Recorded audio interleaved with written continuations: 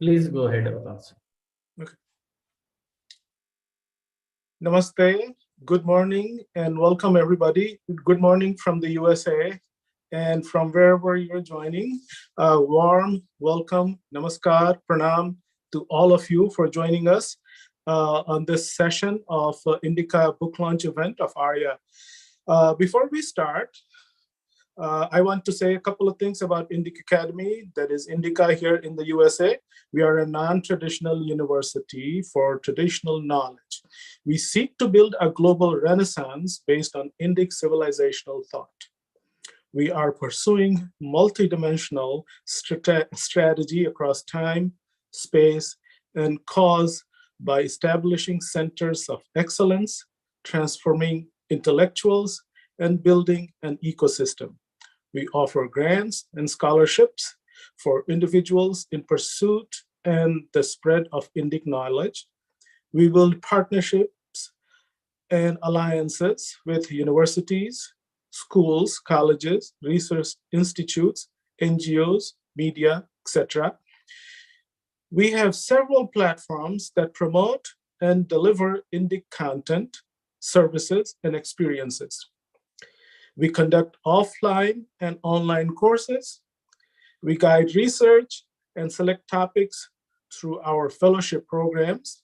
We publish books by academics, public intellectuals across all genres.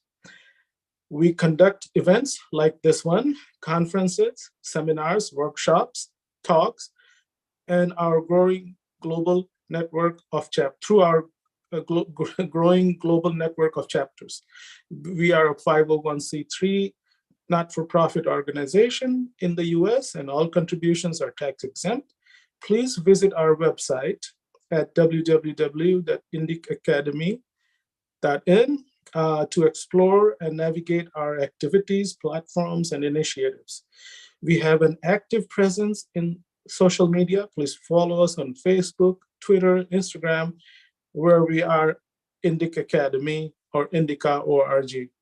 At this time, as is our tradition, before starting any event, we do a quick prayer invocation. So for that, I would like to invite Nishant Limbachia. He's one of our co-coordinators from Indica USA. And also we have with us another co-coordinator, Sri Ram Sundarji, who we are all based here in Chicago. So with that quick introduction, I give it to Nishant, please. Dhanyawad. Bye. Namaste, everyone. Welcome to this event. We're going to talk about great stories about Vedic women. We'll find out great stories about Vedic women. So I thought a good prayer would be to call upon Narayani Gauri to be with us and, listen to and give us strength. And, so quick prayer. Sarva Mangala Mangalye Shive Sarvatha Sadhike Sharanye Trambake Gauri Narayani Namostute Narayani Namostute Narayani Namostute. Dhanyawad. Thank you, Nishant Bhai. As we're aware, we are going to talk about Aryaa Anthology of Vedic Women. As you know, great women from our epics such as Savitri, Kunti, Satyabhama, and Draupadi are well known. They come across as independent, knowledgeable, intellectual, thoughtful, valorous, assertive, and conscious influencers in their world and time, participating in worldly affairs, including administration and warfare. Their influence on our civilization is profound. But lesser known women characters of our epics are equally fascinating. For instance, the Udyog Parva of Mahabharata, sage Shandili appears as part of a small story. However, she teaches an important lesson to Garuda that even an incorrect thought has its consequences and can bring down our strength obtained through years of tapasya in serving the divine. I would not go into the details of all these. I would let as the program goes on, I'll let the authors and the curators and the moderators discuss some of those things. And for that purpose, I invite Sumedha ji, who is the member of our Environmental, Social, and Governance Council. And she is an author, columnist, and speaker, was born in Patna, my hometown, and educated in Delhi, just like I was too, in economics from Lady Sri Ram College, and postgraduate in sociology from Delhi School of Economics. After 15 years in the Indian Revenue Service, she switched careers to research and write a book set in the Mauryan period based on Arthashastra of Chanakya. Arnabhi then expanded into a book series on the Mauryan Empire. Sumedha is a member of the editorial advisory board of at Indica Today.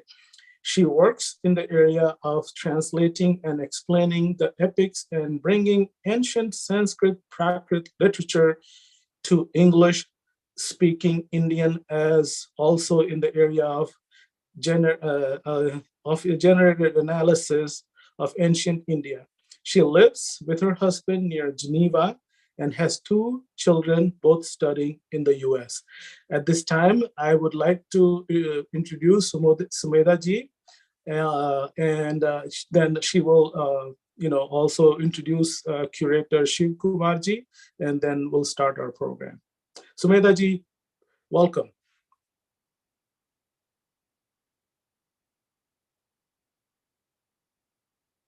So thank you very much, Avtansji. Wonderful to be a part of this launch of Aryaa. It is my great pleasure to welcome to the world of authorship these wonderful new voices. Today we will launch the book in the US. We will discuss the stories. We will look at the background for the evergreen series of stories which emerge from the Mahabharata. But first, I think, Avtansji, you must do the honors and launch the book. Let us all hold up our copies and launch the book. Here's to a wonderful and successful run of this book. Here's to everyone liking it as much as I liked it when I read it. And to these kind of books and this kind of writing becoming the defining writing of our country. All the best to Aryaa and to all the authors and to Indica. And of course, to the curator, who is, after all, the one who has held the strings, the one who has made all this possible. So congratulations to you, Shivakumar ji, and congratulations to all the authors. Dhanyavad, Sumedha ji. And if we have time, towards the end, we'll take some questions and answers. So if you have questions, please put it in our chat box. I think we do have time. We have, I think Shivakumar ji and I discussed it, and we have. Yeah, we have good time. Yes, we have a good amount of time for feedback, discussion, and questions. So I think I will start with an introduction to what we are trying to do today, and in the next, in the time that unfolds. Then we will have a little discussion. The curator. Sorry. Nothing, Sumedha ji. Okay. So after that, Shivakumar ji and I will have a little conversation which will put everything in perspective, and then all the authors will get a chance to put their views, their ideas, and discuss their babies, their creation with all of us and with everyone who is listening to this particular launch, this particular virtual launch. So I will just start with this introduction. We are launching this book called Aryaa. What is the context of the launch of this book? We must have a little bit of discussion on that. Aryaa is a set of stories about women, Sri Shakti from the Mahabharata. The Mahabharata, as we know, is one of our 2 Itihasas. The Ramayana and the Mahabharata are the 2 pillars of Indic civilization. And the Itihas category is one of the Chaturdash Vidyasthanam. These are pillars of Indic culture, the very support on which all our civilization rests. We return again and again to it for inspiration. So what has Ved Vyas himself said? He has said, Itihasottamat asmat jayanti kavi buddhaya, which means that in future, innumerable number of poets will be inspired by this Uttam Itihas. And so it has proved to be. So in this long tradition, we have now added one poet and a few writers, and we yet again present to the reading public the fruits of that Prakhyat Vastu, Mahabharat, the Akshay Drum, the tree which keeps giving. And here it is, different fruits which have been plucked by all the authors over here. But there is something to be thought of as to why is this called Arya? Why is it only about women? There is no dearth of men in the Mahabharata. Some would say that, the Sanchalan of the entire Mahabharata is done by Sri Krishna, Lord Krishna. So there's no dearth of men. So why is it that we call this book Arya and we pick out the women characters? The context is women. The stories picked up are all of women. So there is a reason behind this focus. And what is that reason? This is to place women at the center of the narrative. For Western civilization, this is seen as feminism, placing women at the center of the narrative. For us, we know better. We have known better for millennia. But unfortunately, people have not understood us. Sometimes we ourselves have not understood our own traditions. It is time to bring it out. It is time to dust away all the layers which have gathered upon the meanings which are absolutely indigenous, the meanings which are absolutely deeply embedded within us. We need to bring them out anew. The word feminism is something that we are all very uncomfortable with, especially me. It's a value-loaded word which comes from the roots of white Western Christianity. It does not represent us, but we have to engage with feminism. Perhaps we have to put more adjectives to it, like Indic feminism, or we have to look for different Indic words for it, which we will do as our narrative becomes stronger. But the point to be made is that there is 15% of the world's population, the Hindus, which don't seem to have a voice in this whole feminism business. There are 600 million of us. There are 600 million Hindu women. Where is their voice? You have Black feminism, you have Islamic feminism, you have feminism of women of color. Where is our voice? It exists nowhere except in the voices of those who have appropriated our stories, as in the Marxist feminists. So is the voice of the Marxist feminists our voice? Emphatically not. And it is in this context that all of us here, especially the authors of this book, they are bringing forth indigenous, emic views of what being a woman means. We will put women at the center in our own ways. We will bring out that which has already been there in our very roots in our own way. And that is why this book is so important. That is why we need to discuss the book, the stories, the narrative, because we have to get the narrative back from where it has been stolen from us. We have to make our own voices heard. So Indica has been at the forefront of it. And as the ESG member, I can say that we have been giving fellowships for research. We have been holding seminars and webinars. And Indica USA has been at the forefront of this. So we have even had the support of role models such as Srimati Smriti Irani, Honorable Union Minister of State, or Union Minister for Women and Child Welfare. So when we did our seminar in Kamakhya last year on this very subject, she was a great supporter. So now I think we are strengthening our voices, and this launch today, the book which has been written with great effort by all the authors and curated by Shivakumar GV, is a very, very important step in this entire journey. Now, this narrative is not a simple one. We are the oldest living civilization. A lot has happened, and we must come to grips with everything that has happened, the good as well as the bad. So we cannot have a blinkered view. We have to have a nuanced view. So the mainstream narrative is that women are indeed the second sex in Hindu culture, exploited, humiliated in a systematic manner. Religion and culture are tools against women. So this is something which mainstream narrative says has been used by men to subjugate women through millennia. Is this true? This is what the stories in this book will tell you. Is it true that culture, religion, society, men have systematically humiliated and subjugated women? If you think so, it is time you read the book. Is the truth such a monstrous monolith as some vested interests which push this mainstream narrative would have us believe?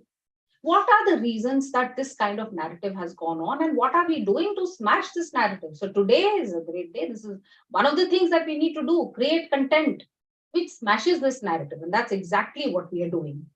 Although it is not enough to reject structures, we must put our own emic structures in place, and those emic structures must emerge from our own consciousness and civilization. Vedic values of Varnashram Dharma and the four Purusharths.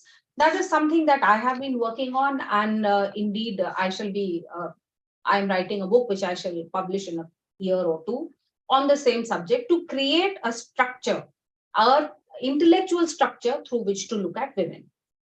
Now, this is the background.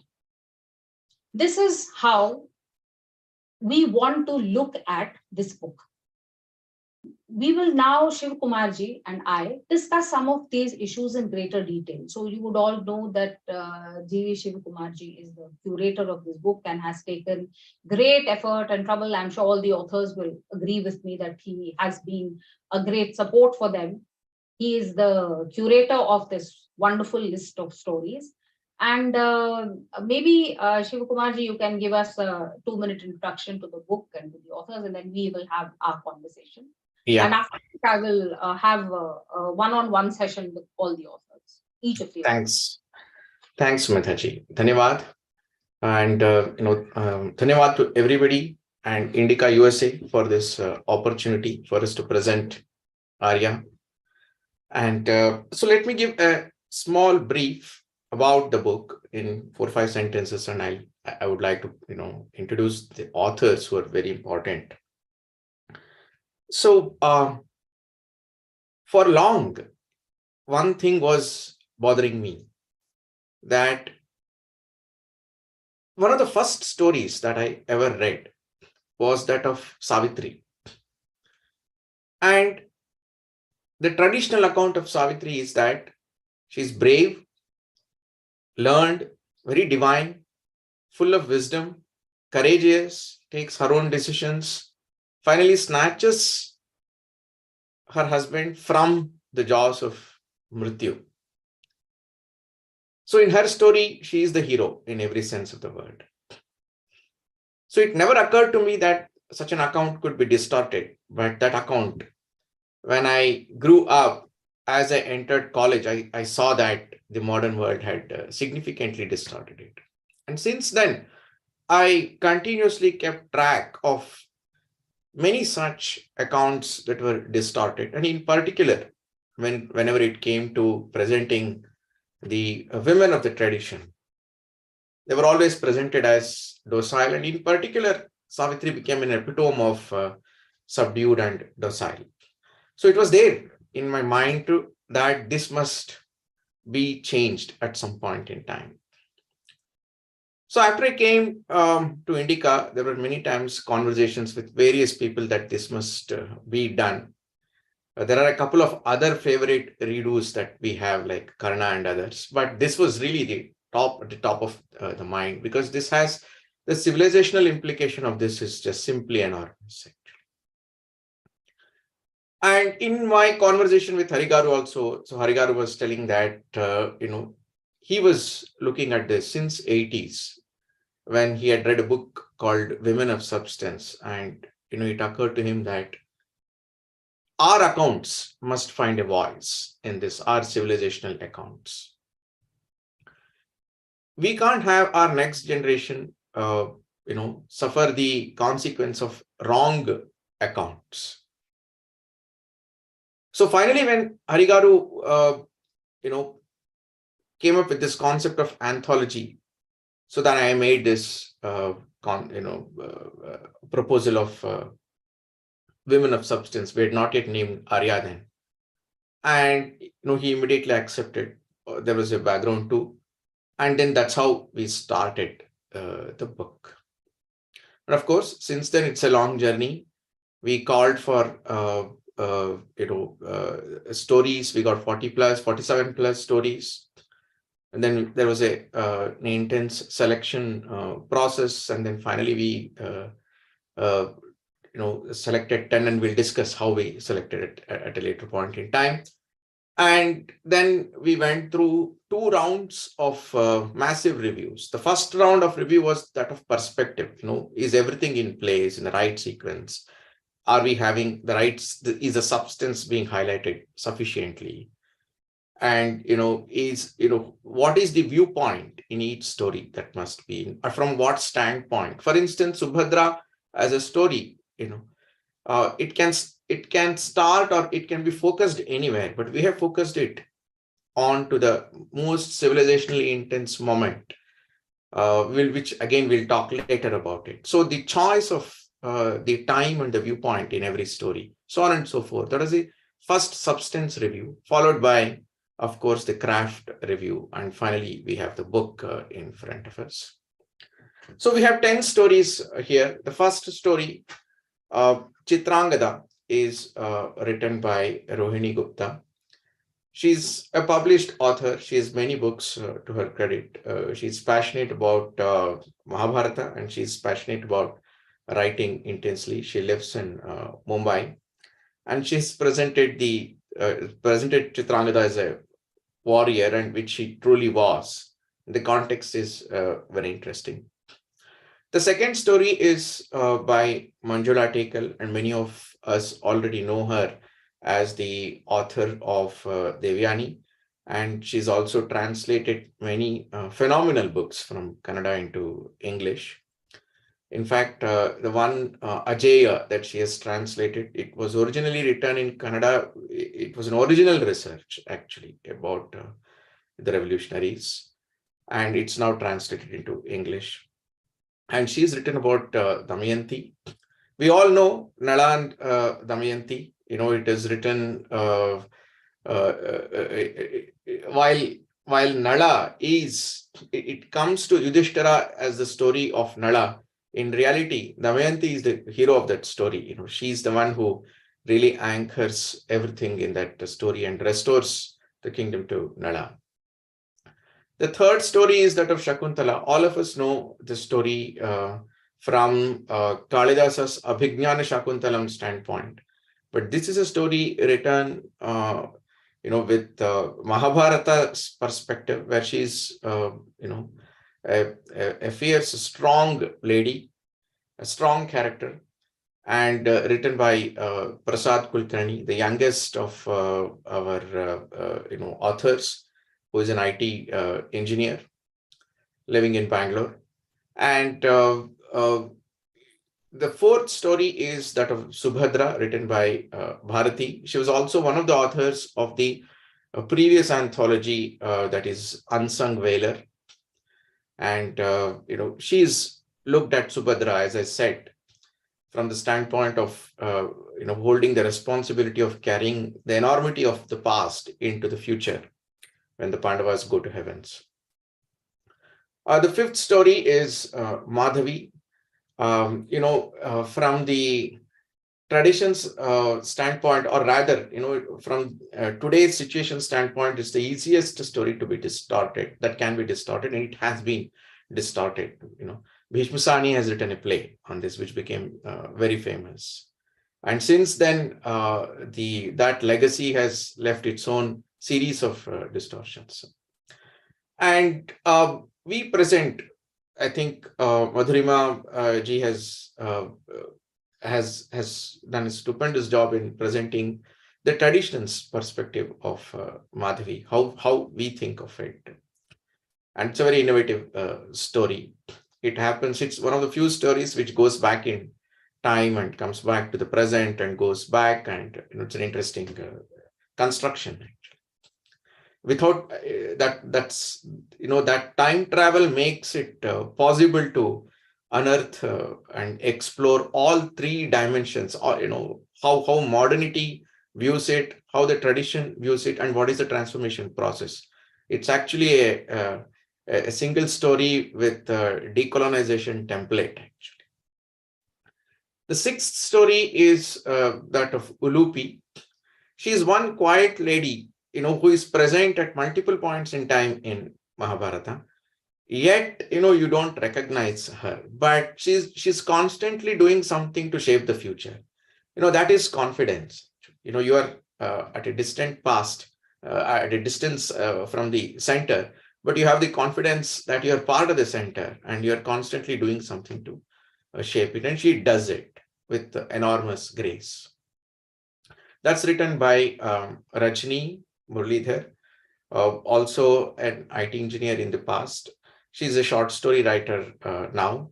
Madhurima ji works in the NGO sector. She's done different kinds of roles. And of course, she has seen many of things that, how distortions happen in terms of narratives. Then the previous story is Before Ulupi is Satyavati, written by Deepak. And she's truly a lady of iron will, a very strong lady who's grown up as a fisherwoman, but destiny suddenly throws her into a completely different universe. But she handles that with enormous poise, calmness, grace, and with an extraordinary sense of responsibility that she must ensure that the great Kuru tradition continues without any problem. And this is something that we always see, that anybody who is prominent in any of our texts, all of them live through this sense of responsibility that time must pass through them into the future without any disturbance. That's satatya. Striving for satatya is a continuous thing. So that is written by Deepak. Deepak was also part of our previous anthology, and that is Unsung Valour. And he has also published a book, Abhimanyu. Bloomsbury has published it. He has another book to his credit called Tales from Mahabharata. And part of our passionate Mahabharata group, which every day discusses and lives Mahabharata. So then we have a story of Gargi by Celia Pillai. She's a consultant with the corporate background. And Gargi, we all know, what kind of a presence she has in the Upanishads, in the world of philosophy. And in this story, that interesting engagement with Yajnavalkya, and how Yajnavalkya is shaped by two people. One is Gargi, the other is Maitreyi, his own wife. And the other story is is also there, written by Kavita ji, who is part of who is now in Brihat, the company. And together, these two stories bring out how, in different ways, Yajnavalkya was shaped. Yajnavalkya happens in a particular context, and the context is anchored very well by Gargi and Maitreyi in completely different ways. And that's what is the story about. These two stories are about by Celia ji and Kavita ji. Finally, we have a very interesting story written in the form of verses. It's a poem by Ranjit Radhakrishnan, and he was also part of our previous anthology, Unsung Valour. He's the writer of Shakuni in that, which I was also part of the anthology where I wrote the story of Ghatotkacha. And in Mahabharata, you just go through 4 pages, and you'll find 3 interesting characters who come and go, and who may not come back again. Shandilya is one such character. It's so easy to miss, but you have to focus, and then you realize that she's doing something extraordinary. And see, in the tradition, Grihastha has very high value, and to meet to go and be part of an exalted universe, you have to experience Grihastha. So what does Shandilya do when she's confronted with that challenge? That is the story, and she does something extraordinary, and that extraordinary moment has inspired Ranjit to convert that into a poem. It's a different poem. It has the rhythm of Yakshagana, which you will not so easily find in English. The lyrical form and the sound pattern of English renders itself, makes it, gives other powers to it. But Ranjit has brought a new dimension to poetry through that. So these are our stories, and these are our authors, and the journey has been that of one family. We started 2.5 years back, October 2020, and it's absolutely 2 plus a few months, and each of us have read every line of the other author, so we know it in and out. Which page what comes. And we've discussed which scene should this scene be here or little behind. Agar thoda ye kar denge to what interesting thing will happen. So all that has been discussed, and every author has contributed to the other piece in one way or the other, because two of our objectives was that there has to be unity in diversity and diversity in unity. That is one objective. 2, there will be creative imagination, but the traditional markers cannot be violated. Now, each of us has been a conscience keeper of the entire book in terms of that. And it's a fulfilling journey to each of us. That in itself, is something. And of course, it's a pleasure and joy when we hold this book and present it to people. And of course, it's a greater joy when we have these kind of conversations, and when somebody comes and tells that they enjoyed it, it's like being in the Satyaloka. You're on mute, Sumedha. That is a very wonderful description, Shivakumar ji. And it has brought the whole process in front of our eyes. The efforts and the tapasya done by all of you and your cooperative working together. So before I go on to talking to each of the authors about the salient points that they want to present, I think you and I should have a short conversation about the larger canvas of the narrative about women that we are trying to challenge. True. So we must put those issues front stage, center stage, so that they are in our minds when we discuss the stories that are there in Aryaa. Okay. So I will kick off with a particular issue, and that issue is the misunderstanding of the Hindu religious tradition and our cultural as well as social practices by a large part of the world and by a large part of our own people also. So what is the role of certain things that we know, the role of Christianity and evangelical missionaries who wanted to denigrate this religion so that conversion from Hinduism to Christianity would be easy? The role of colonization. You have used the word decolonization, and I feel that the process has in fact not even begun. Perhaps we have just opened our eyes. People like us have just opened our eyes. And decolonization is something which needs to be done sooner rather than later. So colonization, imperialism, our history of being subjugated by European powers.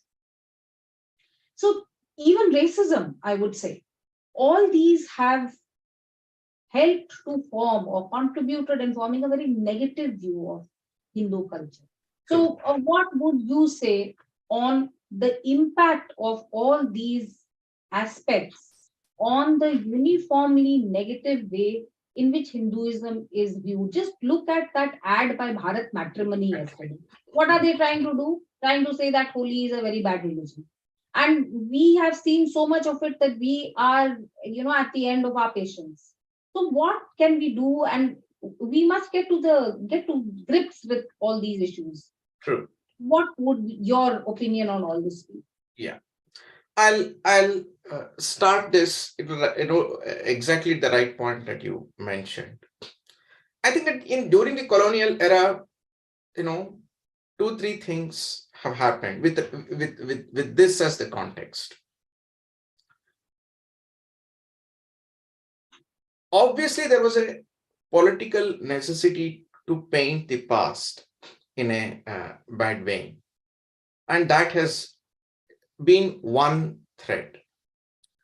But the other important dimension is that the colonial thinkers, even when they were honest, they looked at our texts but interpreted it from their standpoint, because they couldn't imagine the fact that the ancient Indian women could be independent, thinking, And performing various kinds of roles. To add one point here, a very important thing is sexuality and women.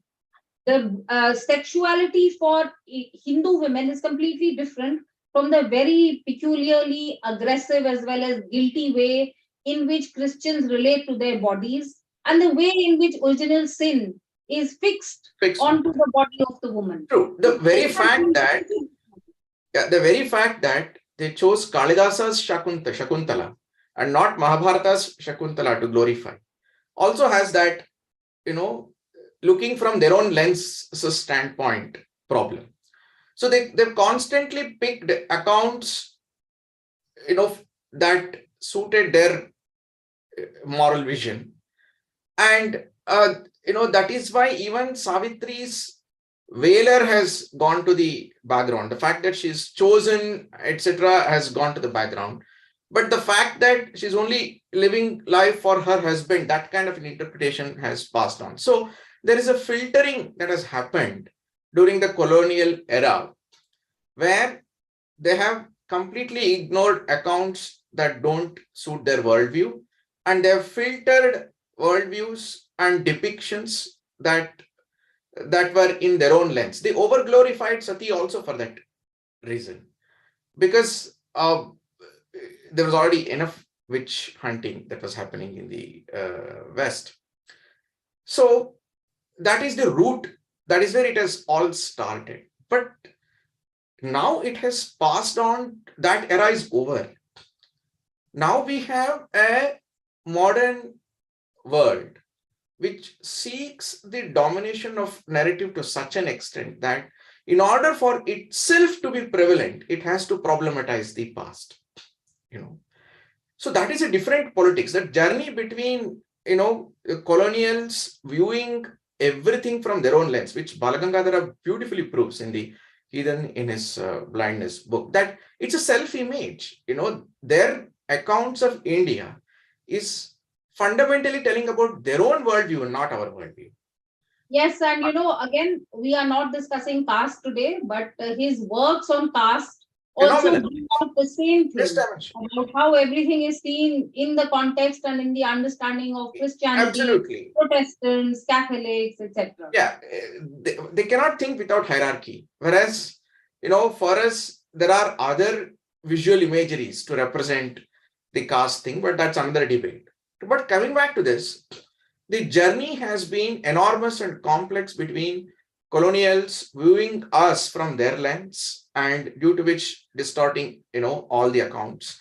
That's why wherever a woman appears to be subdued in a few shlokas, those shlokas became extremely popular, and not other accounts where she's, for example, Draupadi ran the treasury.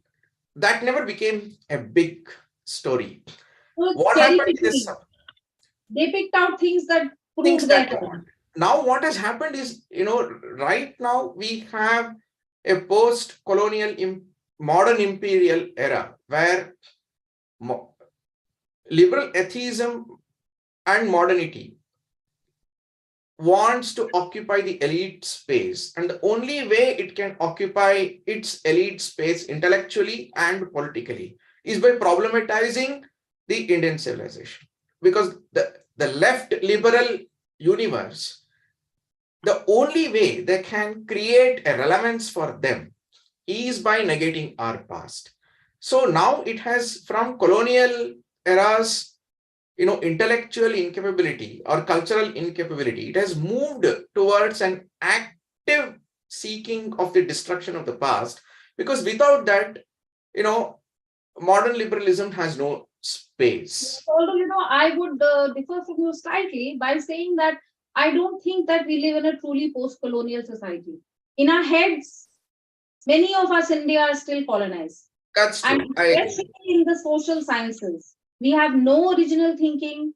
We have only a kind of cut-paste academics. I think the intellectual part of the brain has withered, and it needs to be rejuvenated, and it needs to be inspired by our own roots once Correct. again.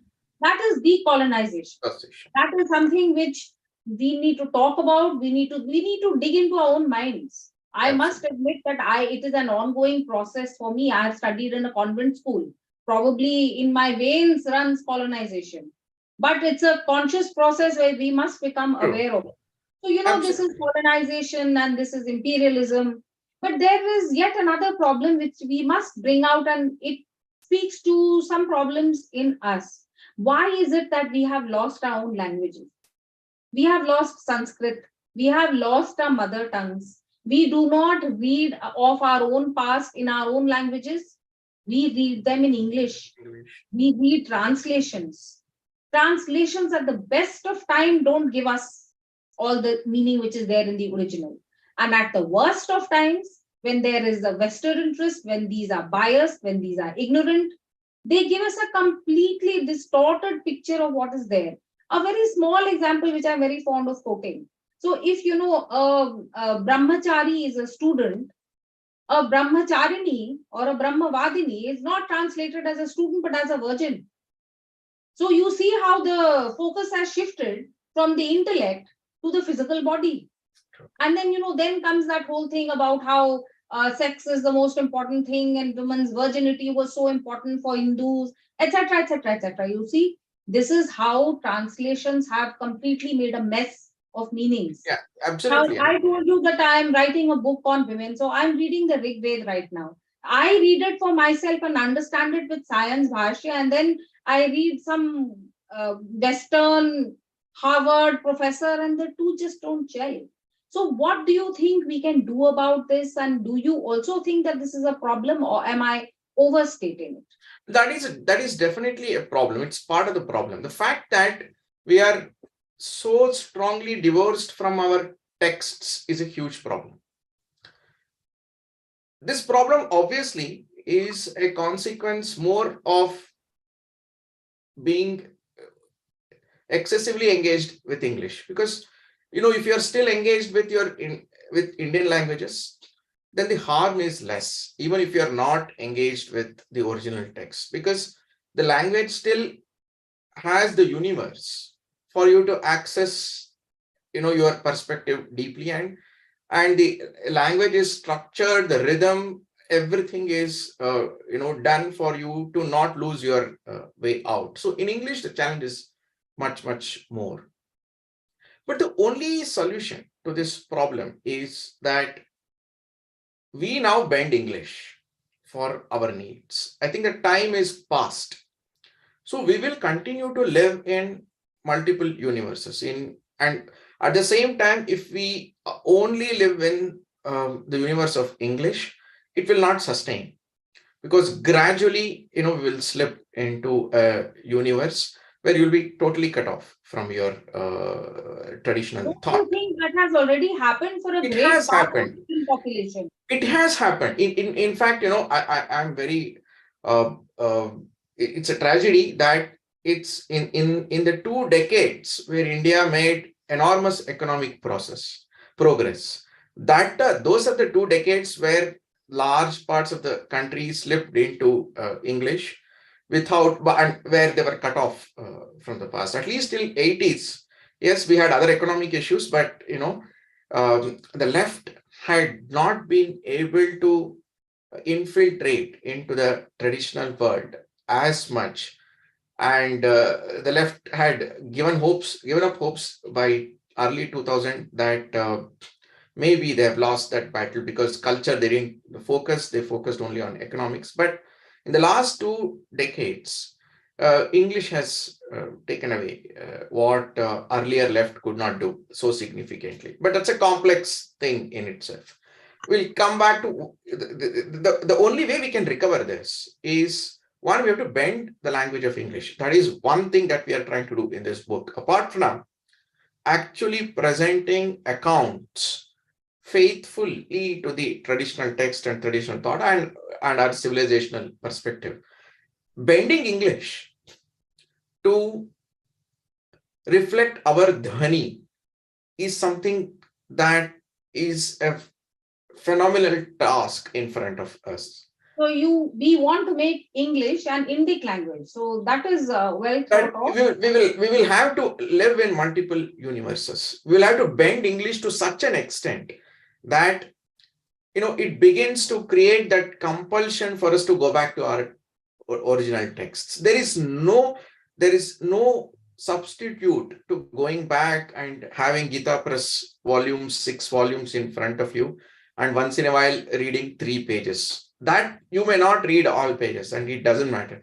You may not even read 100 pages, and it doesn't matter. But being engaged with that original text, original Sanskrit shloka, there is absolutely no equivalent to that. If you want to hold on to the civilization, at least a core, 5%, 3% of the nation will need to be well versed with our texts at some level. Everybody cannot be, well versed with everything, but all of us. Everybody can be well versed with their own mother tongue. Absolutely, and in all our own mother tongues, there are beautiful versions of everything. Absolutely, that is true. Whether or Quran or stories, our mother tongues are full of these stories, and they don't take. For instance, in Kannada, entire Mahabharata is available in multiple versions. There is an A.R. Krishna Shastri version that even teenagers used to read in the past, and that's hardly 350 pages. Entire Mahabharata is concised in that, but it gives such a good account that it prepares you to read the Bharata Darshana version, which is 32 books. It just propels you. So this keeping these steps is extremely important, and we will have to build a step and a bridge from English. Absolutely no other option. Now, you and I and all of us, we have been not agreeing with the Western way of looking at our own things. So isn't it necessary for us to posit how do we want to look at it? Absolutely. That's the most important. What do we want? How do we want? What is if it is academics, then what is the epistemological structure? If it is stories, how do we want to present it? So the center points of Vedic civilization. Now I am going to say Varna, Ashram, Dharma, and the 4 Purusharthas. Now with Varna comes that whole value-laden and whole big story of caste. So for the moment, let us take it just as occupation. So that is occupation, the 4 phases of life, from studentship to marriage, that is Brahmacharya to Grihastha, and then Vanprastha and Sannyas. And then the 4 Purusharthas, the goals of life, Dharma, Artha, Kama, Moksha. So if we try to look at the stories of all the women all the Devis who we adore or other role models, in this kind of context and in this kind of structure, do you think that it will be more meaningful than looking at it from the Marxist feminist conflict or post-structuralism or what have you? Absolutely, without doubt. And I'll add a couple of other, concepts into that. Among all this, it's my view that it's the Purushartha that must be the universal lens to view the Indian civilization. That must be the basic lens. around that, other lenses will emerge. The Varna, the Ashrama lenses also will emerge around that. When you view it, with the firm foundation of Purushartha, you will be able to place other lenses also more efficiently. The fact that other lenses are divorced from Purushartha and viewed, and that's why problematization is easy. The moment Purusharthas are established, things become very good. But that I is am in absolute agreement with you. Dharma, Arth, Kam, and Moksha, these four Purusharthas, we have to make them, see, they are the aspirations. They are what we want to do as men, as women. So if we try to look at it in detail and see were women allowed these aspirations, then that is also a very good question to ask. absolutely. Now, I am a student disciple of Chanakya, although 3,000 years too late. For him, Arth was the most important of Dharma, Arth, Kam, and Moksha. And he has a series of very interesting shlokas on this, which I will not go into. But for him, Arth was most important. And what is Arth? Arth is power. What is power? In our context, that is Shakti.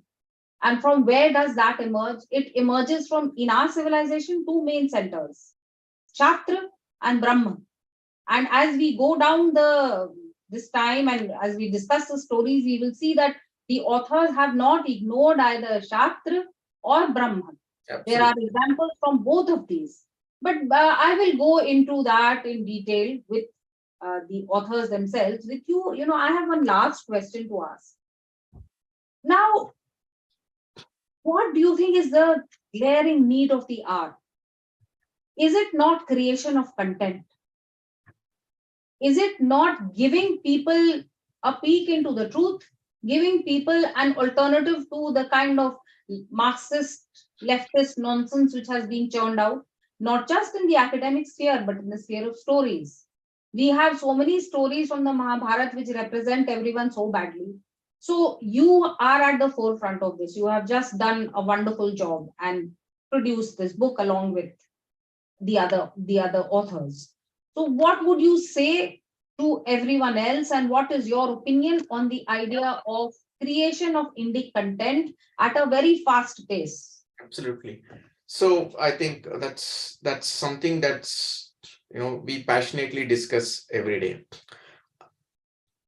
If you don't occupy the space, somebody else will occupy that space. Don't complain that after that at all. So it's now upon us. Yes, we've had a disadvantage. We've had 250 years of colonial disadvantage. Unfortunately, we ended up creating a further disadvantage post 1947, which we could have easily avoided. But wherever we are, where we are, there is no time for us to, repent and brood over the lost space. The only way you can regain it by, creating it enormously. We have our opportunities. So, Harigaru has this famous, this favorite phrase, each one curate one. All of us, in a huge number, we need to come out, those who are in good engagement with our texts and with good experience and perspective. You have to come out and create various kinds of content.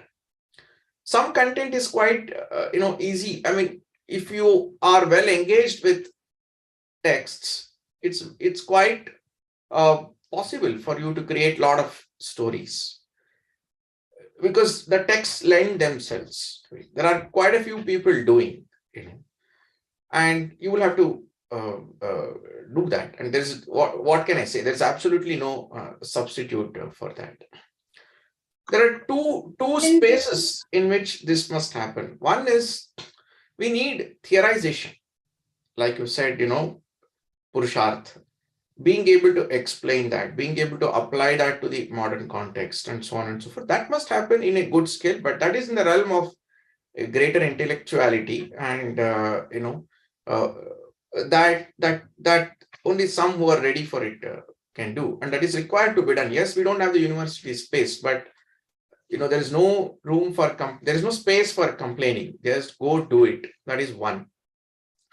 Second is, of course, you need this stories to be retold from our standpoint, and there has to be many retellings. Just because we have written one Shandilya Duhita in one way, Ranjit has written, the same story can be rewritten from our own standpoint in multiple ways, and so that richness has to come. These are two things that need to happen. There are other things that need to happen. We need to gain control over the sense of material creation from our standpoint. Material that we create needs to have our Purushartha aesthetics, which is lacking. But that is in the realm of industry and somebody else will have to do it. But in the realm of art, viewing everything from the Purushartha lens is very critical. And the role played by women in anchoring Purushartha equally in all realms, Dharmartha, Kama, Moksha, and in, when they are anchoring it in the realm of Artha and Kama, they've done everything. I mean, one of my favorite, some of my favorite references. Panini in his Ashtadhyayi has a special word for, a woman teacher and a student. Without sufficient number of women being in that space, a common noun cannot emerge. Now, this is a sociological interpretation from a purely grammatic, linguistic text. So we need to do this in large numbers, and so on. In short, then, we are all agreed that we have to create Indic content. And the authors here and you have just done a stellar job in creating this book of Indic content and Indic stories. And perhaps now, Shivakumar ji, we can move on to talking to each of the authors. Yeah. Kindly introduced. Yes. And whose stories you have spoken about. So I think that, we will ask all of them, I will ask each of them to talk about aspects of their stories. And I will actually start with Rohini ji and Rajni ji, because they have taken up the stories of two queens, Chitrangada and Ulupi. In terms of what we just spoke about, this is power. This is an exhibition of Kshatra. Let me tell you that I am going to bookend everything. Kshatra we will start with, and Brahma we will end with, and we will see all the shades in between. So we will end with the Brahma Vadanis, and we are starting with the queens. So Rohini ji, how did this idea or this fact that Kshatra, power, exercise of responsibility and duty was completely focused in a woman? How do you deal with this when the general idea of women is very different? The general idea of Hindu women, especially in the past, very different. They are meek, submissive, and they never have any power. So how did you come to think of it? How did you deal with this aspect? And what do you think that Chitrangada represents in this context? Okay. The idea of writing Chitrangada came because I'd read some of the contemporary versions. And just as Shivakumar ji said, the Savitri versions he wasn't able to accept. I couldn't accept the Chitrangada version.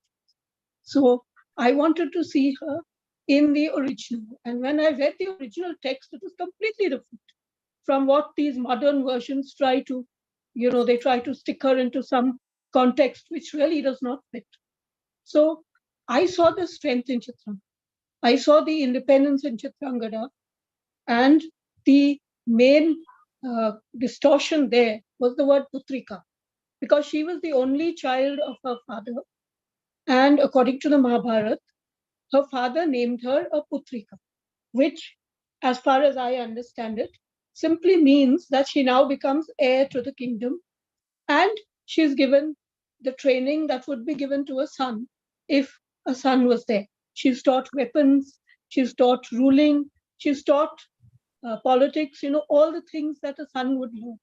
So she's brought up in that fashion with the idea that she will take over the kingdom. So with all this, she's a very strong woman. She's a warrior. And that's another thing. When I found all the versions, even though they mention she's a warrior, there's really no feeling of her being a warrior. She's not shown doing any warrior things. She's, it's just a word. Oh, she's a warrior, and it's left at that. Yes, I as wanted we to were show her doing a discussing- few warrior things. As we were discussing yesterday, the Chitrangada of Tagore. Yes. No such Totally. aspect, as you're saying, nothing of that comes through. So, as you say, that irritated you, and it sparked off something inside you. And isn't it also the fact that she thinks about her country, her Rashtra, and the identification of herself with her people?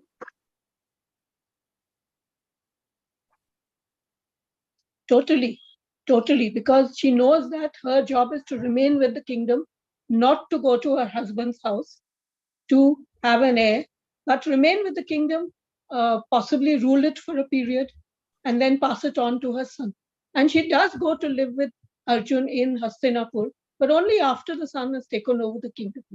So it's very much a sense of responsibility to the kingdom of Manipur.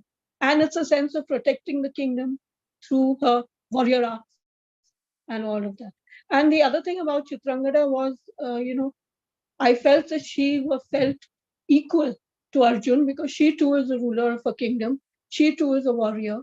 There's really no, superior and inferior over there. So I felt this is a woman who can look him in the eye and, deal with him as an equal. And then there's another That woman who comes through very much in your story.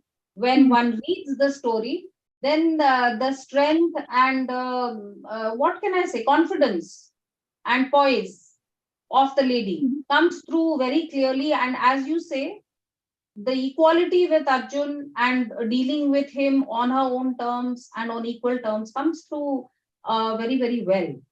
Now, I would just like to ask Rajni ji one question about Ulupi.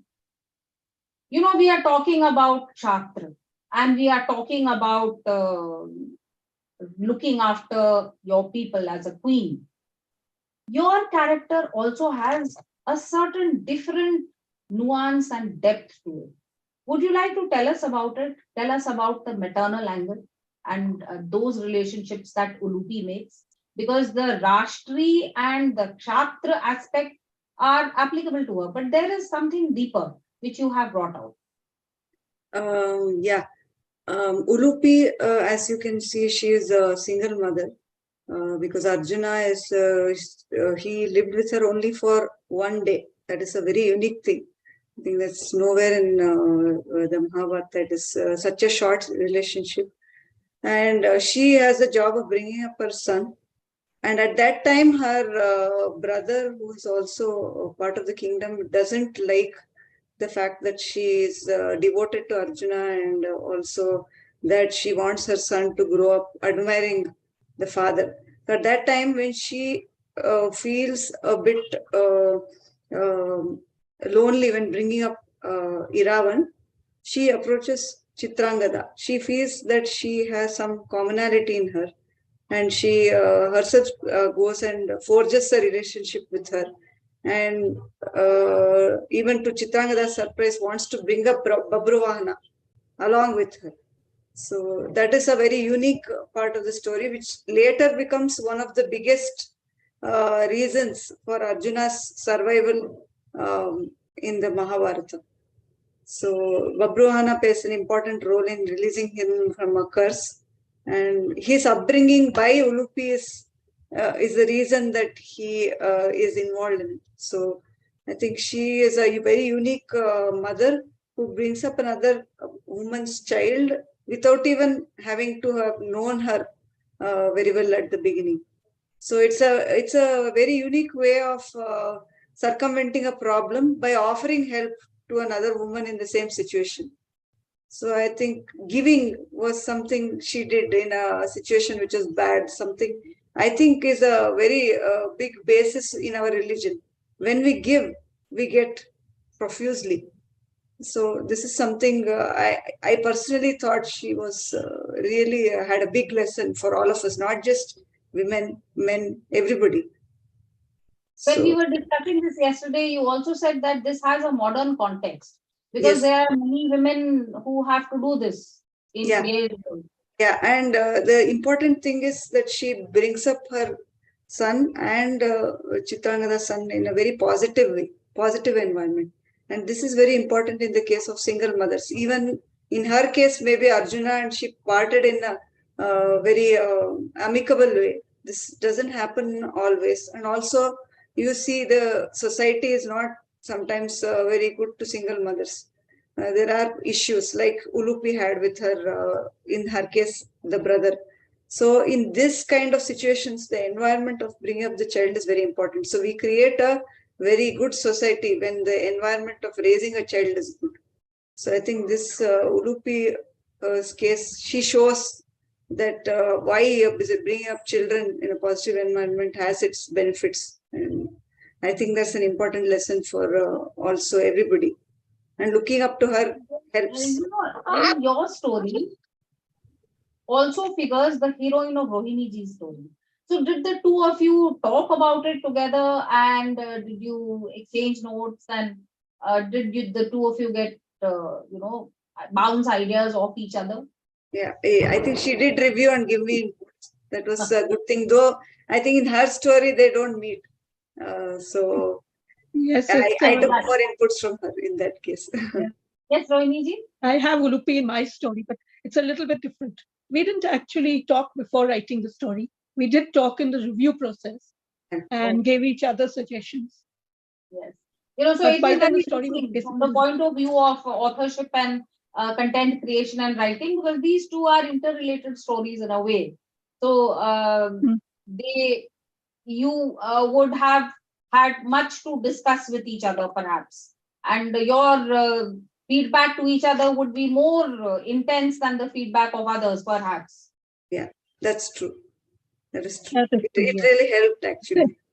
Yes. So also the positive relationship between them is something we should all admire, I think. In Mahabharata, everywhere the women are women characters. We don't find many negative characters. They're So, very large-hearted. Even the yeah, people and who which they is could not the dislike, they case love. in our predictions, in our portrayal today. So I think we should look up to our epics and see how the women were those days. It really is heartening. And talking about Ulupi, where else do you get a woman who kidnaps a man, and a man like Arjun? She sees him by the riverside, likes him, kidnaps him. I mean, do you really get Yes, stories we like strong. have many This is in such the very, Mahabharata. very willful and very successful kidnappers. Badar also, Yeah. he did the same thing. So thank you so much. That Yes. was a very Sumedha ji, nice. I just want to tell one thing, that in Kannada, there is a movie in which, on Babruahana, in which both Ulupi and Chitrangada appear, and they're, strong characters. So what is the name of that film? I will note it for future reference. Babruahana. Oh, it's called Babruahana. Okay, that's interesting. So thank you, Rohini ji, and thank you, Rajni ji. Now I will move on to the lady called Damayanti, who is something of a favorite of mine. And this story was written by Manjula Tekal ji. Damayanti appears in the Mahabharata, and the story here is from the Mahabharata. But this has strong parallels to the fabulous tales of ancient Prakrit, the Badkaha, and it has a whole line which can be traced back of very strong, feisty women characters. And I may state here that there is also a line which can be traced back to the Rig Veda. There is a shlok in the Rig Veda regarding the Gatha Narshansik. And this is about the doings of normal mortals, not Devis and Devtas, but normal mortals, Brahmins, kings, queens, thieves.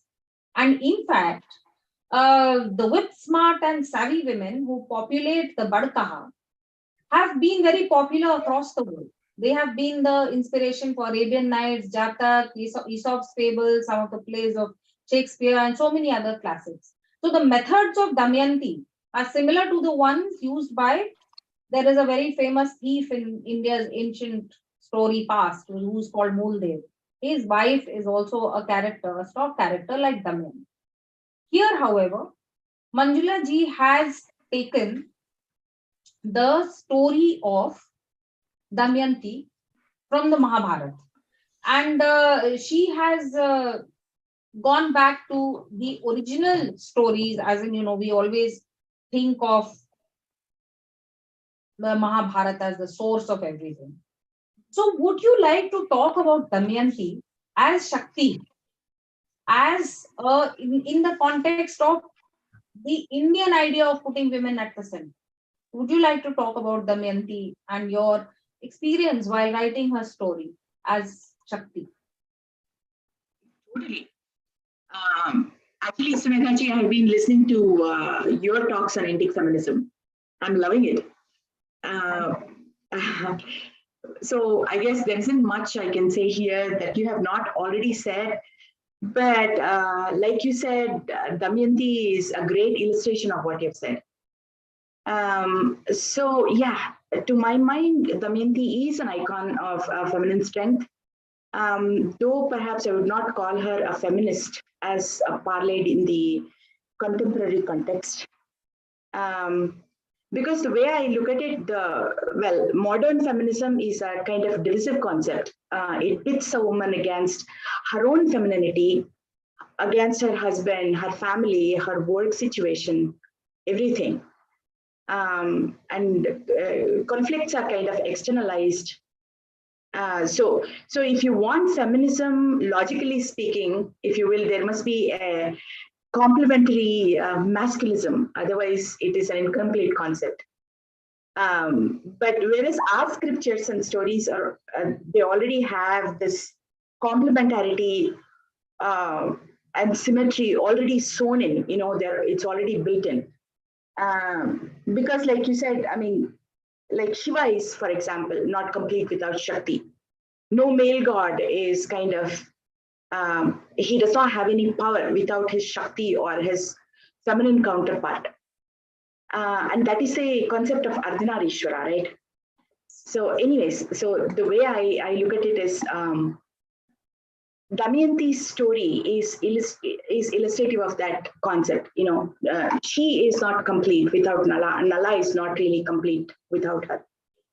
And the metaphor of that half-torn sari, you know, they wear the same sari. That is also kind of a metaphor for their incomplete spirits, incomplete lives, and neither is complete without the other half. And would you like to throw some light on her intelligence? Because she is an exceptionally intelligent woman.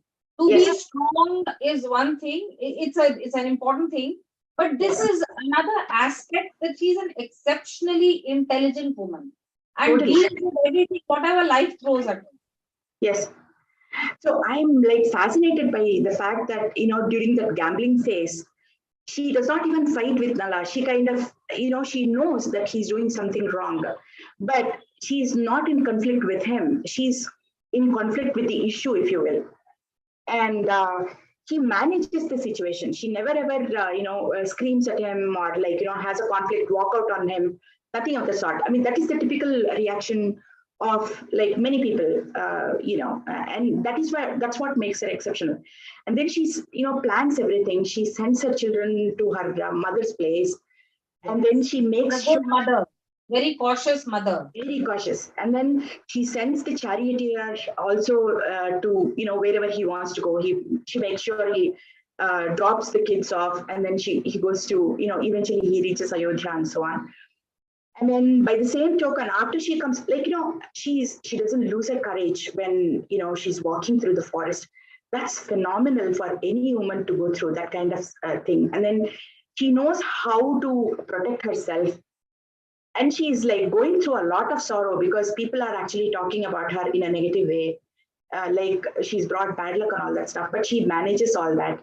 Then finally she, makes sure to send, this is like totally amazing, sends the messenger with a poem to make sure that he's drawn in, and then identifies him and then brings him back in. I mean, like you said, she's an exceptionally intelligent woman. And Sumedha, here one point I want to make, that, you know, Damayanti's Swayamvara is announced, second Swayamvara is announced, and Rituparna does not blink an eye. Yes. That is extremely important. This detail is completely lost in the whole story. So there is something phenomenal happening over here. And a tradition seems to have accepted that when your husband is not there for a very long time, then it must have been quite natural, because Rituparna does not protest. Rather, he comes for the Swayamvara. Yes. So actually, Shivakumarji, in so many of our older Griha Sutras, there are instances and there are rules set down. And Absolutely. again, I come back to my favorite Arthashastra, where there are number of rules set down as to when a woman may marry again. True. So yes, again, this is one of those layers of meaning that we have to peel off. And Nala is also quite accepting, actually, as a matter of fact. He says, oh, okay, fine, I have done wrong. Maybe she's okay. She's already, leaving me and then going with him or something like that. That's true. That's true.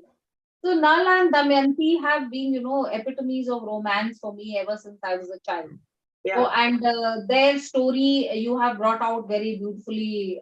So thank you for that. And now I will move on to Bharati and her story of Subhadra. Yes. So, Subhadra on the surface is a simple story of the Yadav princess who falls in love with Arjun, elopes with him, and links the Pandavas and the Yadavs, and bears a son who carries the future. Or I will just like to add here a bit of a kind of academic background. At a subliminal and symbolic level, she is the incarnation of Yogmaya, the Adi Shakti of the universe, who also incarnates as Eknamsa, the eighth child of Devaki. She is the creator of the universe. She is the power behind Brahma, Vishnu, and Mahesh and the Shakti tradition. She also has a link with fetuses in the womb and childbirth, etc. But this is as far as some subliminal messaging or symbolism is concerned. In the context of yours very fascinating story, I felt that what was brought out very well was the beginnings of ends or the ends of beginnings of the cyclical nature of time. Yug Parivartan. The new is the old is the new. So, how did you come to this story from this point of view? That Subhadra is at the end of the Mahabharata, the beginning of the rest of time. So the main thing is that if you look at Subhadra's life, she is usually in the background and she comes to the foreground at this point of time in her life, when actually everything seems to be coming to an end. Krishna's death is an end in a lot of ways. In everybody's mind, Krishna's death would be, the end of all things. But it's actually not. Every end is a beginning. And that's why my story starts with the sunset. At dusk, the scene starts at dusk. That scene ends with sunset. That's how the story starts. And the story ends at dawn with the sun rising, where Arjun actually, who is seeing this, he realizes that things have not ended after all. Things are continuing, and they're continuing through Subhadra in a way. So we see actually the cycle of life moving on there, which is what we believe in, right? We don't believe that death is the end for us. We just believe that we are changing the Atma is changing its clothes. Atma is changing its stained clothes, and it's getting into a new set of clothes to continue its journey towards moksha. In the same way, if you transpose that to a society, we can see that the society also needs to undergo change. It has to be rejuvenated every now and then. The old ideas need to go out. New ideas, new blood has to come in. Old blood has to go out. New blood has to come in. So in a way, if you look at it, I would say that the Kuruvansh with its elders has failed gloriously in maintaining dharma. They have the experience, they have the knowledge, they have the theoretical book knowledge of what dharma is. They know all of that. Bhishma, Balika, these people are not inexperienced children. They have all of that. But those values somewhere have been diluted, which is why the whole concept of dharma rajya or dharma sthapana has to be done. So if we assume that, if we look at, there's no assumption, of course, that's the fact. If we look at Naranarayana as being incarnated to usher in the new age of Dharma Rajya, because the old one has been diluted, then we see that as soon as their task is done, they don't stay back. Krishna does not stay back. His task is done at Kurukshetra. He has one more task to do with the Yadava clan. The Yadus can't be pitted against anybody else because they're too powerful. And the minute they start abusing their power, Krishna ends them by with his own hands. And he does not wait, he does not linger on beyond that. His task is done, he clears the way for the next generation. And his going leaves a message for the Pandavas that their job is done. You please clear out the way, let the new generation come in, let new thoughts come in. And that's what happens. They both. And the new generation is in the hands of a lady. Not only that, the new generation is Naranarayana again, Nara's descendant and Narayana's descendant, and anchoring these two is the link between Naranarayana themselves, which is Subhadra. So Subhadra, in a way, she becomes a conduit for passing on the legacy of Naranarayana, the values, the vision that they had, what they learned. That is also a very important thing, right? You can't just erase everything from the past and move on to a new thing. That's not something we can do. We need to value the learnings that we have, the knowledge that we have. We can't simply throw it out. We'll be throwing something very valuable. But we also need fresh ideas. Society needs to adapt. So we see two things there. We see a continuance in Subhadra being there, being the anchor, being the conduit there. She is passing on the legacy in her own way to both the people who are related to her.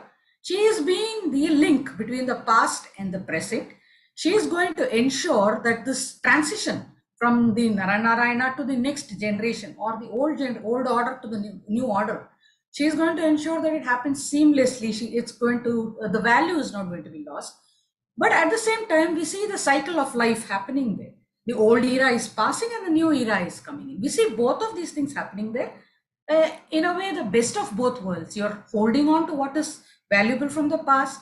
You're allowing new people to come in, interpret that in a right way, which is suitable for that generation. And you're handing the baton over. And who better to exactly what we need to do right now. Exactly. I want to open in the past, and also change things, put things in a way which is acceptable to the modern generation. And society also, when it undergoes the transition, it is not left to do, okay, you can do whatever. It's not like that. It has to have its foundation in dharma. It has to have its goal as dharma. So within this boundary of dharma, society can adapt, it can evolve. It can no longer be stagnant. It has to evolve. But within this framework of dharma, it has to evolve. It can't go somewhere else. It can't diverge. Like Duryodhana was planning to diverge, that can't be allowed. But the very fact that Krishna does not remain to, hold on to power, or Arjun does not sit on the throne, or the Pandavas don't sit on the throne for a long period. The whole point is that the people there, they understood the concept of change being important. And we see that cyclical thought there. And it is such a valuable lesson to us. Both this, saying that the old must yield to new. Correct. And keeping the roots and keeping the goal of dharma and ethics in mind, and leaving the reins, the backdoor, the guidance in the hands of Shakti, in the hands of a woman. And the interesting thing was that Subhadra is often only understood or seen as, the young woman in love. Here is a very different view of her. She is the new matriarch. She is. She is the new matriarch who is going to lead the new generation.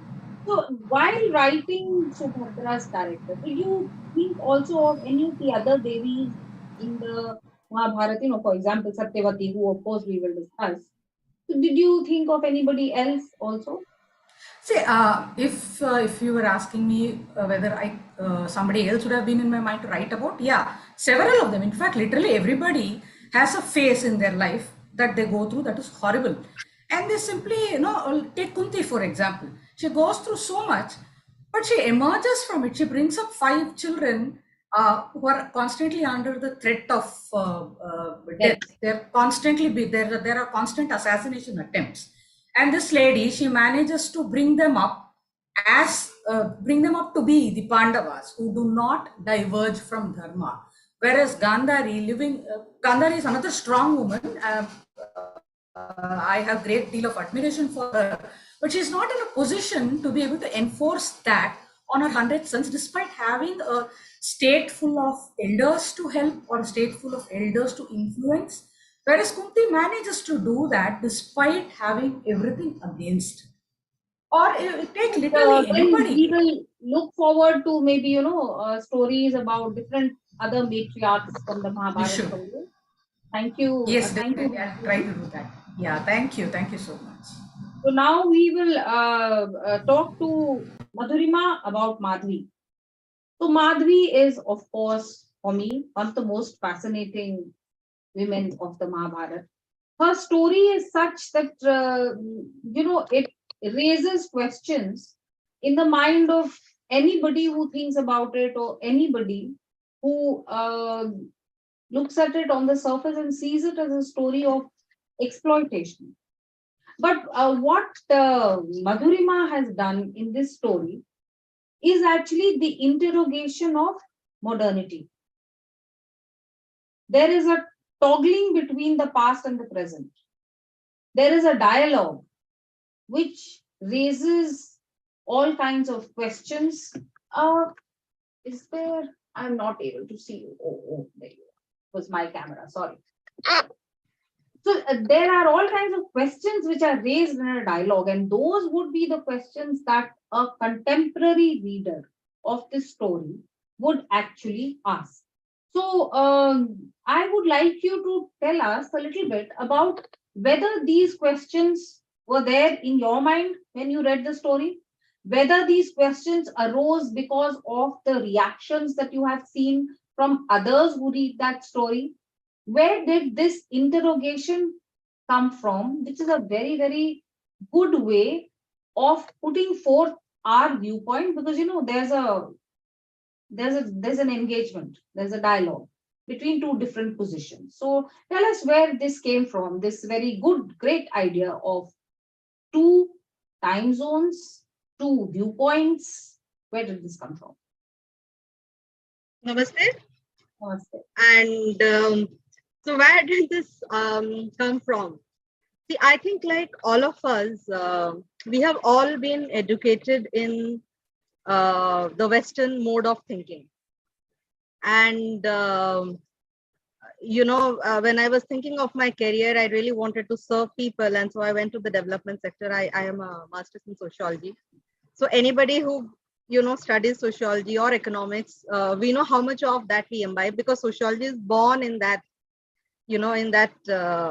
worldview of conflict between the individual and the society, the nature, the destiny. But I've always had a natural curiosity, a kind of interest in occult and mysticism. And this interest came to the forefront when I felt sick in my mid-20s, and allopathy wasn't able to help me cure. And I took to a lot of alternative modes of healing, and there I, came across many spiritual concepts, and I was working on my body. It was not something I was doing for an intellectual pursuit. I was frequently bedridden, and I had to get up and, lead my life. And I was just in my mid-20s. That's too early in life. And that is when I started understanding that when our mind is constantly rooted in conflict, it gradually starts seeping into the body. This is where the interrogation that you see in the story comes from. Because once I started doing inner work, I started working on myself, I saw how much of conflict I was in my mind, which was, manifesting in my body. So it was a very simple choice. If I really had to stand on my feet, then I had to undo the conflicts in my mind. I did not. How did you zero on to Madhvi to focus this conflict and to, put it forth in the form of a story? How did you zero in on Madhvi? Right. Actually, I would say, I'm a firm believer that we are all nimittas, and there is we are part of a larger scheme of things. And in the story, there is a line where my protagonist, who's located in the current time, she says, Am I chasing the story or is the story chasing me? And I think I put that line because somewhere I felt that the way things happened in my life, possibly, God felt that I was ready to present the story in this fashion. And in one of the workshops, which was called Holding the Feminine Field, I met an actor who had played Madhvi on stage. Oh. And we were traveling together from the airport to the venue, and she told me about her, and I did not know about this character. Interestingly, Madhvi is not a character that most people know about until you go and start reading, or you have read one of the distorted versions. So because I didn't know about her, I quickly Googled and I found out, and I was intrigued by the character because Madhvi is showcased as somebody who has a conflict with her father. And I have had a difficult relationship with my own father. And then when I read the ending, I was touched by it, because despite, even if I take the distorted version, despite whatever happens to her, at the end, she actually becomes the nimitta for her father's fallen soul to reach the heaven. And I felt that the duty of every progeny. Everybody, yes. Yes. The duty of every progeny. Yes. And I felt that somebody who can do that, cannot be a person who is in grudge or who is in resentment. Because I knew I was in grudge and resentment, and I wasn't even able to move my body from the bed. So if somebody is able to take a fallen soul up to heaven, which a learned rishi like Vishwamitra also fails to do for Trishanku, this woman we are not getting her right. There's something here. So whatever little I had learned, my brain started thinking, okay, how would this happen? I hadn't thought about writing the story then. But yes, there was a very strong desire to tell people that this is not a wounded character. This is a character. This is how we would be if we were healed. So you need to have role models. So if I want to heal myself, I need to know what a healed person is like. So Madhvi for me is that healed person. So if we are talking again, Madhurima, this is a very pertinent story because it tells us yet again that stories from Itihas are current. The stories that we meet in the Ramayana and the Mahabharata, they are like a palimpsest on which we write our own stories. So that's a very touching story. Thank you for sharing it with us. And it strengthens my feeling that the stories of the Mahabharata and the Ramayana are not mere stories. They are archetypes. They are those things which we identify with today, and maybe 1,000 years later, a few women will again be discussing this and talking about their own lives and talking about the Mahabharata. So would you like to say anything special about Madhvi in a couple of sentences? What do you think of her as a character? What would you like readers to take away? So if I have to summarize the whole story, then Madhvi's story shows how an individual is embedded in a society. It shows a very, very nice and nourishing relationship between an individual and a society. So Madhvi has this great boon or a blessing, which is like, a great gift. And I'm assuming that she would have gotten this gift because she would have nourished herself and she would have gotten a lot of nourishment from a society to somehow make a Brahmavadini give her a boon like that early in her life. But with this boon, she doesn't become vain or arrogant. She goes on to help society. When we see today's youngsters, people have ambition about what do I want to become? But we kind of forget, after becoming what I become, what do I do with that? How do I give back? How do I give back? She knows to give back. So she has a gift. And in the court of Ayodhya, she understands that this gift is meant for these people. It's not meant for me to keep in my pocket. And because what am I going to do? What use does a normal grihini or even a normal queen have of that kind of a boon? So she realizes why nature has given her something. And she gives it. Yes, you are right. And this interrogation of modernity, this is an important facet of it, because today perhaps this whole selfish thing about I, me, myself, what have I got, what am I going to do? There's the whole aspect of you being part of a whole network and Yes. you being part of all society, that gets lost. Yes. Yeah, that gets lost. Thank you very much, Madhurima. That has been a very interesting Thank sharing you. of your Dhanyavad. personal experience as well as the story. Now we'll talk about Shakuntala. So, Prasad, are you there? Yes. Now, Shakuntala is, you must have been very, very courageous to embark on this, because Shakuntala is one of the most written about women from the Indian past. Westerners, discovered her.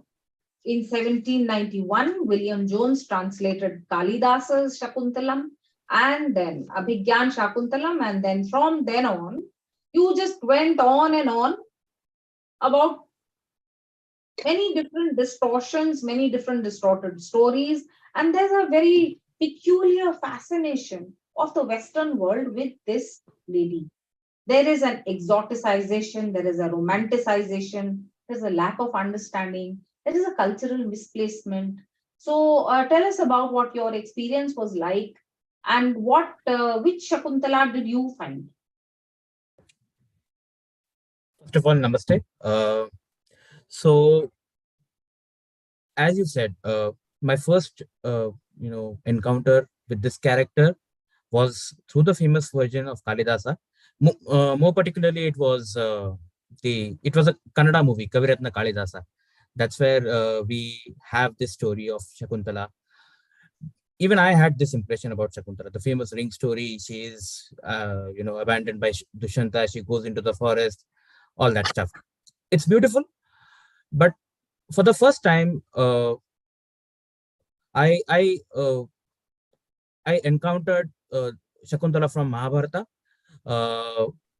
through Vivek Debroy, Dr. Vivek Debroy.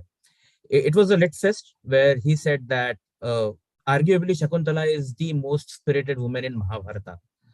So that triggered me as to what is about Shakuntala. I know about her story. I mean, she's a damsel in distress, as people call her. What's so spirited about her? So I went back, and I really found her fascinating. She had the courage to challenge a king in his own court, and then make her way through it. But more importantly, there is one small aspect of Shakuntala which is missed from Drona Parva. So in Drona Parva, it so happens that Yudhishthira is lamenting Abhimanyu's death, and that's where Narada comes and tells the story of Bharata. So there he gives away one line where he says that Bharata stopped teasing those animals. He mended his ways at behest of Shakuntala. So that's where this thought triggered. What might have been her role in bringing up Bharata? Bharata is our civilization anchor, as we know. So that is where all this journey evolved, as to how Shakuntala is not only this romantic woman in love. She is also the mother of Bharata, who is our civilization anchor, and thus mother of Bharatvarsha. So, Prasad, what is your mother tongue? Marathi, is it? My mother tongue is Kannada, Kannada. but I know So Marathi. did you read any Kannada versions apart from the film you have spoken about? Did you read any Kannada stories, or are there any traditional Kannada stories about Shakuntala that you could tap into? Not I am aware of. I did read Abhijnanam Shakuntala as well as a part of this research, but I did not find anything. But I'm not And aware. in that film that you have spoken about, it's a 1960s black and white film, I think, Kavi Kalidas. The Kannada film you've spoken about? It's 1982, Karanam. Yeah. 1982. Okay. So, did that film also depict Shakuntala in some way, which was either different or which triggered something? You know what I'm getting at? I'm getting at the universality of the Mahabharata and the Ramayana. So we are talking about so many different things here. Somebody shared a personal story. You are talking about a film. You are talking about certain other discussions at a lit fest. So, they are with us all the time. The Mahabharata and the Ramayana are with us all the time. So, what were some of the other influences that you felt informed your writing? yes, this is actually, this is also personal. My father passed away when I was young. I have seen my mother, a single mother, bringing me up. So that too inspired me as to portray a single mother struggling to bring up her son. She wants to make him great. She wants to make him an emperor. So yes, that too was there. Yes. So yes, thank you, Prasad, for sharing that. And again, I will reiterate that this tells you, if you really wanted any more proof about how the Mahabharata and the Ramayana are present in us and how we are present in all the stories. And that is why we love it so much.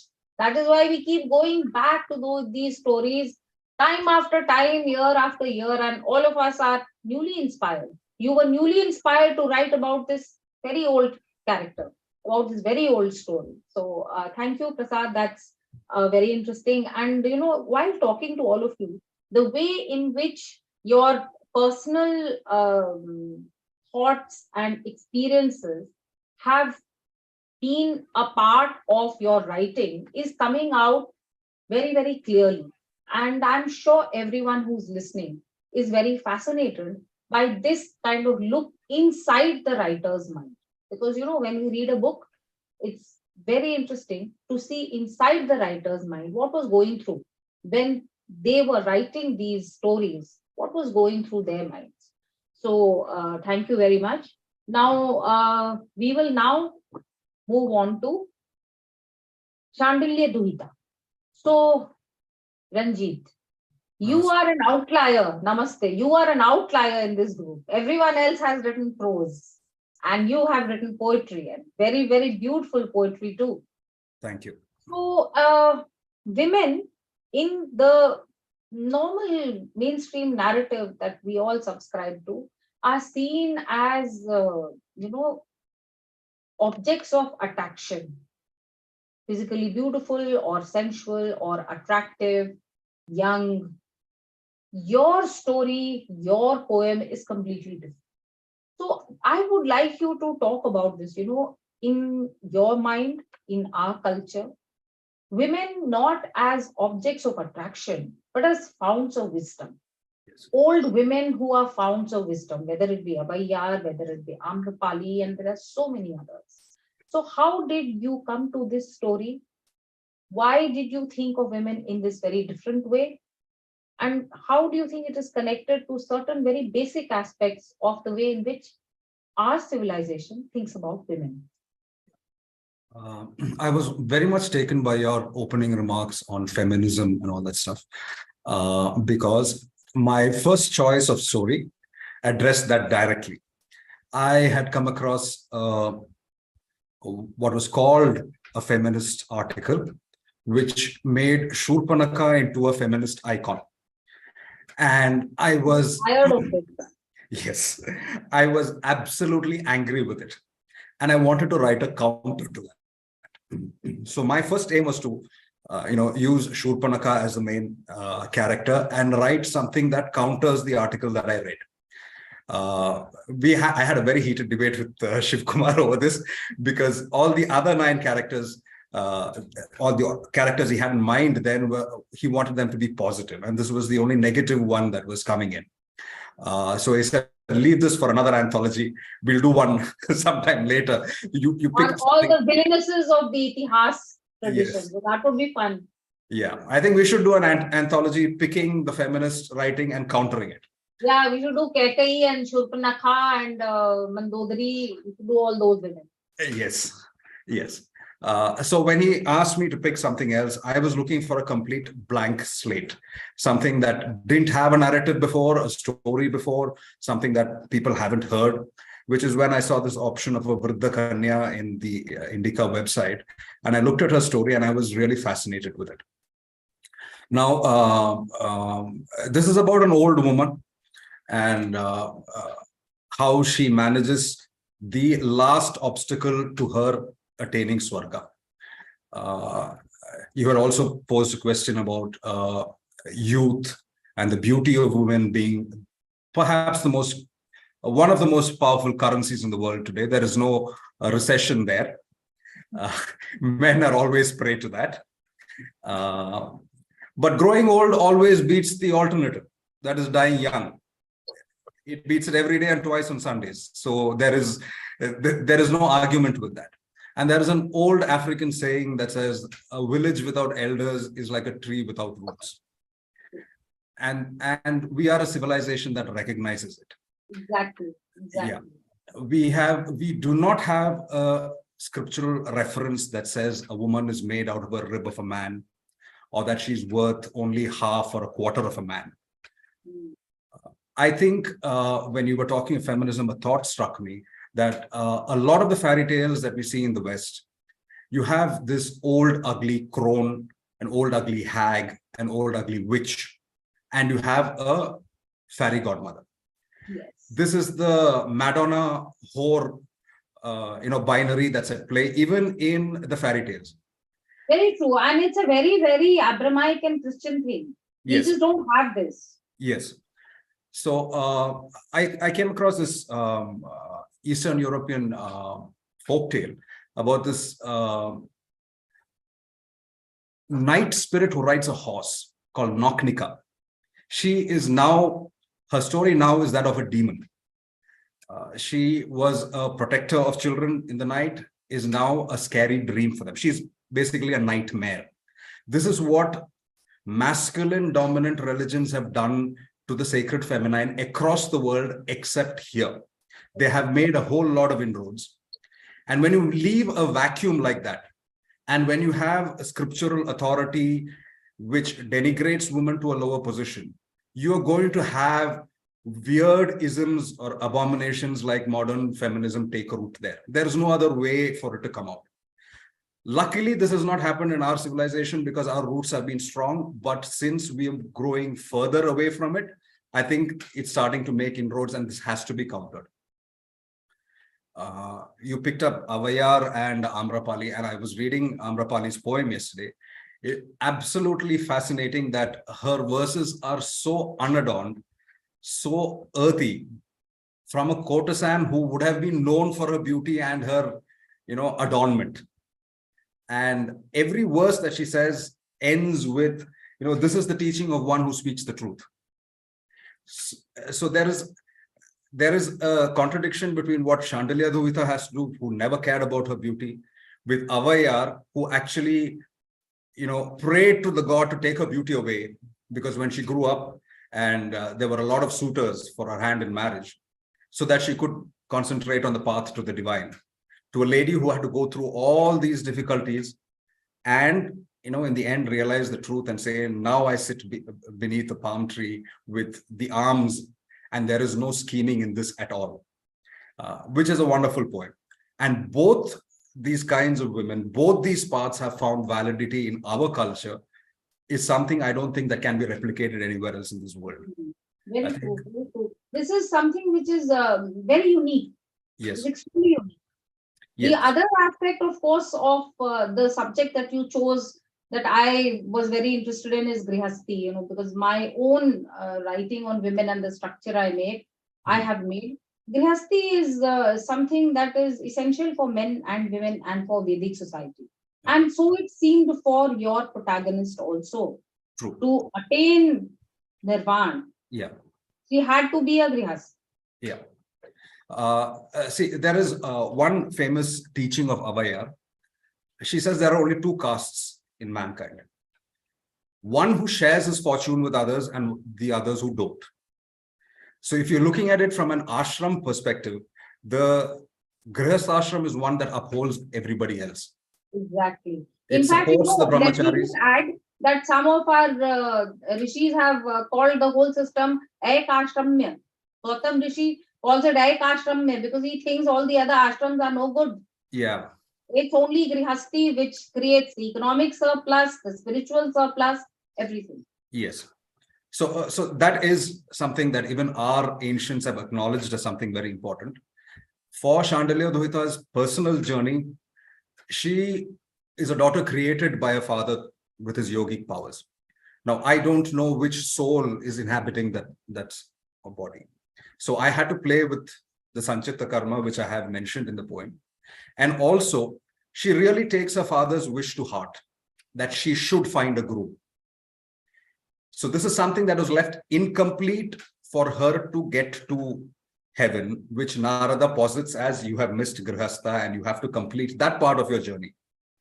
So to me, the entire character of Shandilya Duhita is in just 2 lines, though the poem is so long, is that when she says, I accept my lapse and I will try and rectify it, but I will still marry only a worthy man. I will not marry somebody just for the sake of, attaining heaven. So to me, that is Shandilya Duhita's character. Thank you, Ranjit. And all those who are going to buy this book and read this poem. It flows very beautifully, and it will just keep you tied up in the entire flow and in the different woman who is Shandilya Duhita. She's a different woman. You will not find her like very easily in society. So thank you, Ranjit. Thank you. Now we will come to somebody who is a very important character or a very important Devi, Satyavati.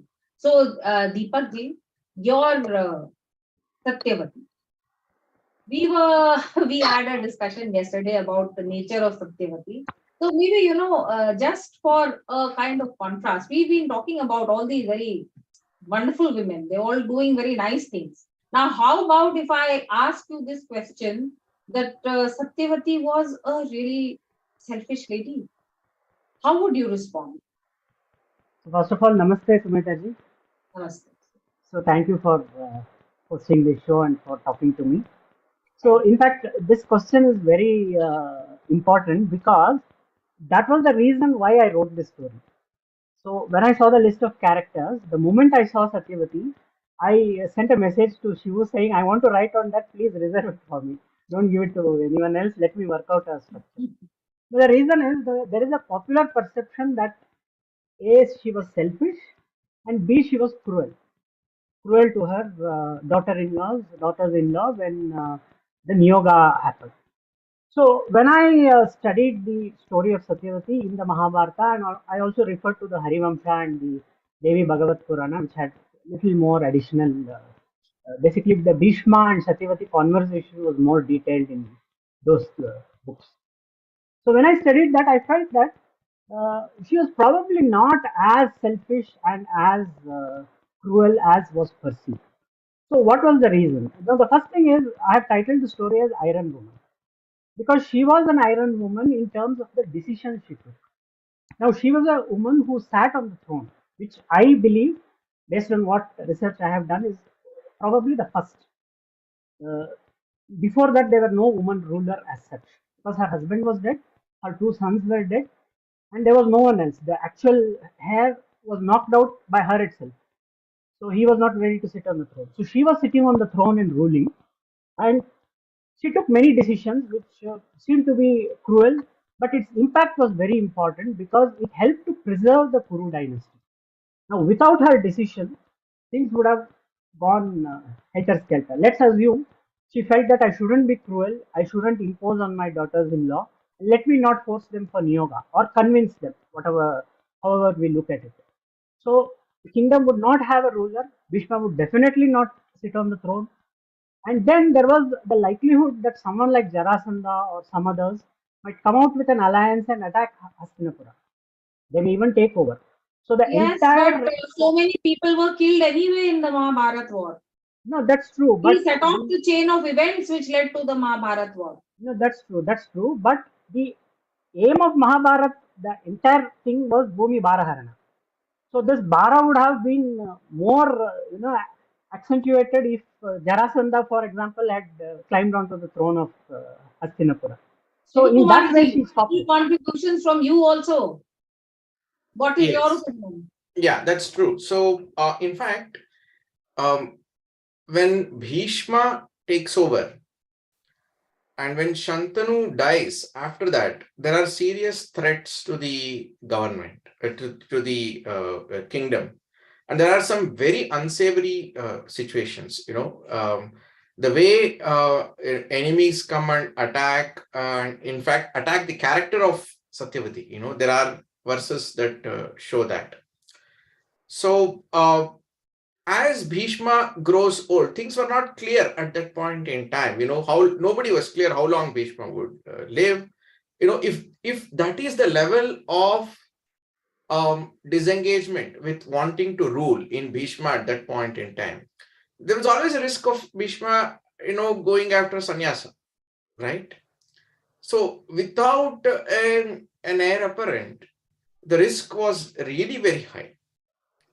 And you So I cannot. suppose that along with Deepak, you also think that the cost that was paid was enough. So that's basically what you're saying, isn't it, Deepak? That the cost that was paid needed to be paid for that objective to be attained. That is the continuation of the Kuru lineage and the Kuru empire. True. That is the primary reason why I consider that she is a very important character. First thing, and there's one more aspect. She is the matriarch, the original matriarch. I just want to highlight one more point here. It comes out in the conversation between Bhishma and Satyavati, wherein she talks about the future of the two young ladies, Ambika and Ambalika. Now, they had no future. They were widows of dead king. Now, with this decision, she made them into queen mothers and she gave them a future. And in the end, when she goes to the forest, they come with her. So, my reading is that if they were really furious with her or felt that she was cruel, they wouldn't have accompanied her. I mean, there was no compulsion That to is go with true, her. but I wonder why you say that she gave them a future, they were widows, they had no future. We have the example of widows like Prabhavati Gupta, Sembhya Mahadevi, who were powers to reckon with in their own kingdoms, in spite of the That's fact true. that they were widows and they were not even queen mothers. Yeah, but in this situation, both of them, there was no future. Because first of all, it was Satyavati who was sitting on the throne. They were not near to the throne. So she was concerned about their well-being, which comes out in the conversation with Bhishma. So it is not that it was a selfish decision that she took. And by the way, she had nothing at stake because she wanted her son to sit on the throne of Hastinapura. Now that was gone. Her husband was dead. Both her sons were dead. She had no stake. So she probably could have said, I'll sit on the throne as long as I'm alive, and then why should I bother about the future? Because That's she was true. very much concerned about the Kuru dynasty, which is Hmm. why she compelled them to go for Niyoga. In fact, the key thing is that this is one point that is throughout it comes in most of the characters, that ensuring that there is satatya, that there is continuity of anything that is good and valuable.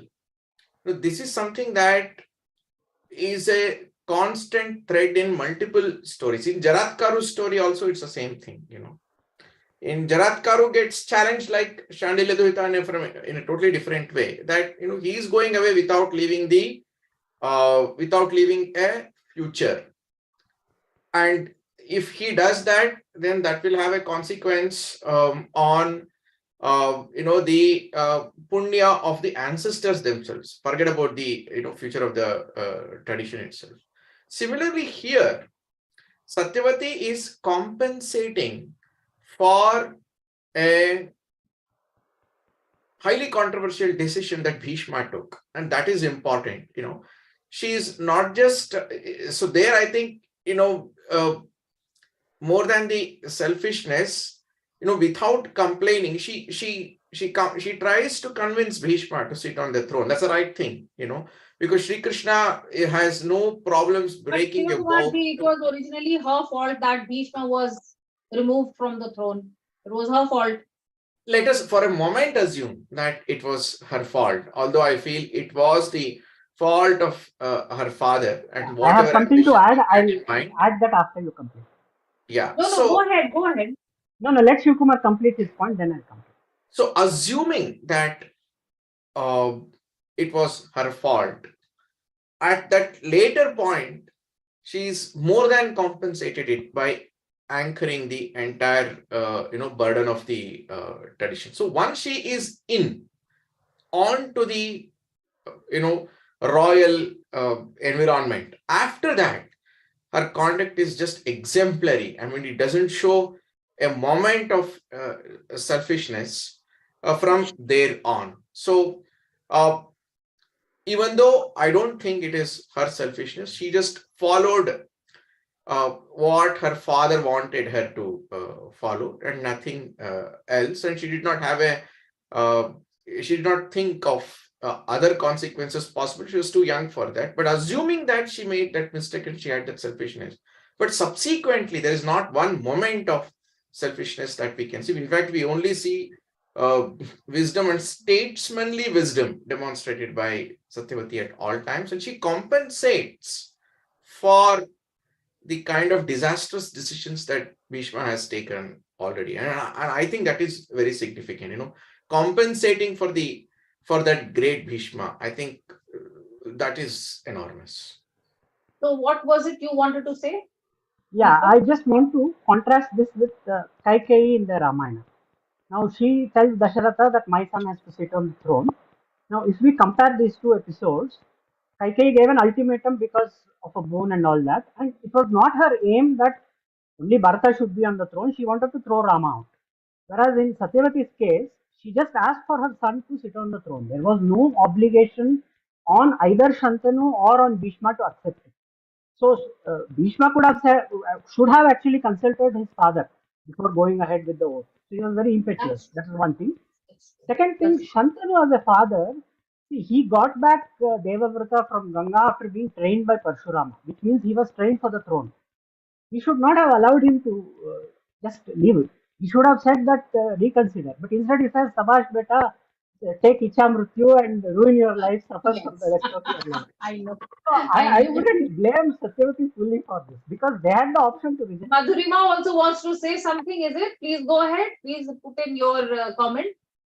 Yeah, I was kind of wanting to say the same thing that, Satyavati is an interesting character because I think she's ambitious. I wouldn't call her as much selfish as much as ambitious. She says, I want my son to be on the throne, just as she does it for Vyasa. She's very young when she meets Rishi Parashar, and she says that I want my son to be either equivalent to you or greater than you. So she's a very ambitious mother. And in Mahabharata, we have some characters who are like very flawless and large-hearted, but we also have some gray shades. That's very true. And Satyavati is a gray shade of the Mahabharata. We have all kinds of people in this. None of you picked up Urvashi. Urvashi is another, this very multifaceted, and I would say sometimes I feel she is almost a negative character. But nobody picked up Urvashi. She will have to wait for yet another anthology. And Madhurima, as far as ambitious mothers are concerned, I think India has suffered a lot from ambitious mothers. Yes. So, I'm not. Mothers are a very dangerous lot. Yes, they are. They are dangerous. But she was that, and later, like Shivji says, she compensates for it, which I mean, like Yayati, I think, character like Yayati, even Galav, these are not white characters. And Vedavyas also doesn't portray them as white characters. Yayati, I mean, I would like to paint him totally black. I don't see any white in Yayati, but anyway. Yeah, so, but I see them as grey characters. And thanks to Satyavati, we had Vedavyas and we are having this conversation. That's the point I wanted to make. Had she not, yeah. That's very true. We need that. Yeah. So after this very interesting discussion, we'll go on to some more serious things that Celia and Kavita have dealt with, which is philosophy, which is Brahma. So if at one end of the discussion we had Shastra, now we are going to look at Brahma. That is the intellectual tradition of women Rishikas. This is a very, very vexed issue. A lot of our Western sisters would like to tell us that in Indian women, Vedic women, Hindu women were not educated. They did not know anything.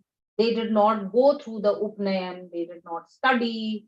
They were basically, yes, good homemakers, good mothers, etc. But the intellectual tradition was missing. Can we really believe that? Can we really agree that there was no Upnayan? This is extremely controversial, by the way. I am in the middle of a dialogue with a lot of people about this. Was there Upnayan for women or not?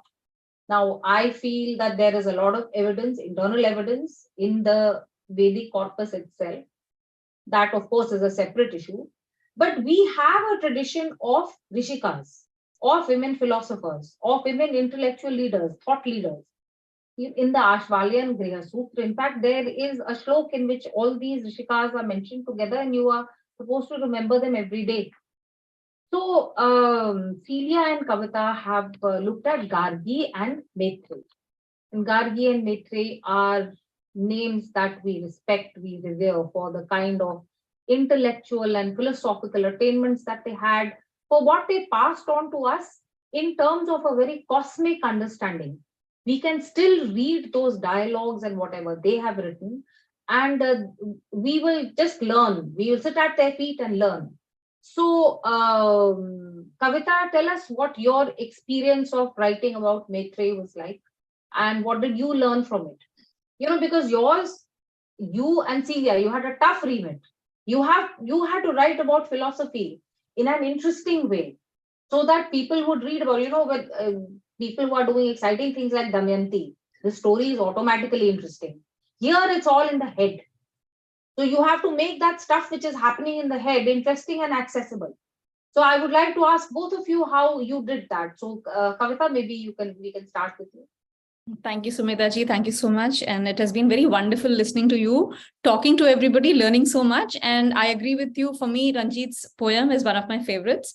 So the craft itself is so gorgeous. I'm like, how did you do this? But of course, I like all the other stories. But yeah, that's my favorite. Coming to my own story, I don't know if it's interesting because people who like to read something like that will read it. Because it, like you said, it's philosophical. It's I would like to think it's deep. It was my own musings, Sumedha ji. So I have heard.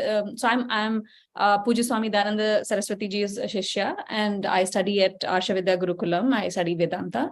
So this is actually a very light musing of what we do. We do much more intense study. But this was my own musings. I happened to listen to talks by Swamini Swatma Vidyananda ji, and she had given talks on the Brihadaranyaka Upanishad, the Yajnavalkya Maitreyi Samvad. And this is known to most people in the Vedanta circle, and I'm sure you've heard of it and probably read it also. Yeah.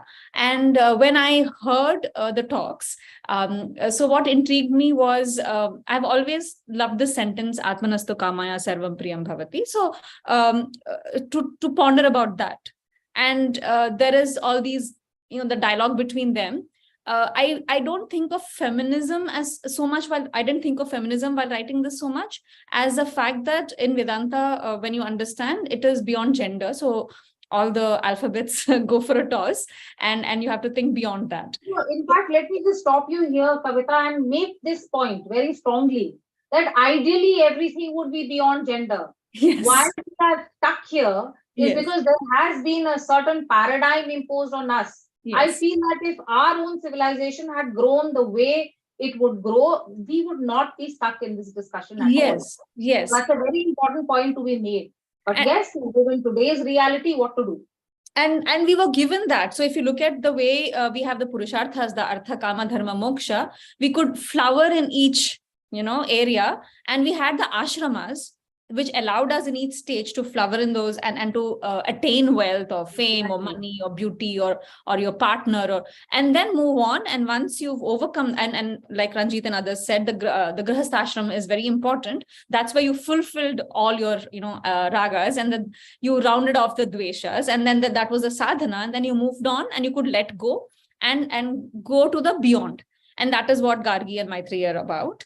And that is what I think Ranjit's poem was trying to say, that preparation for that, So for me, it was just musings, nothing more than that. I didn't think of it as a feminist story. I didn't think of it as, for me, it was more like, how do you reconcile Karma Kand and Jnana Kand, which is the duvidha that I was, the conflict, internal conflicts that I was facing also. And most of us have that. If we have an interest in this kind of, how do you balance that line? You live like a grihastha, but you want to slowly let go and move on to the next stage. And how do you do that? So again, from what you say, I'm getting the same thing. Everything is so pertinent to today. Everything is so pertinent to us. It's not some story which we are reading. It's us. It's our story. Yes. And in different ways, we are all of us who write about these characters or stories, we identify with some aspect. So it's part and parcel of us.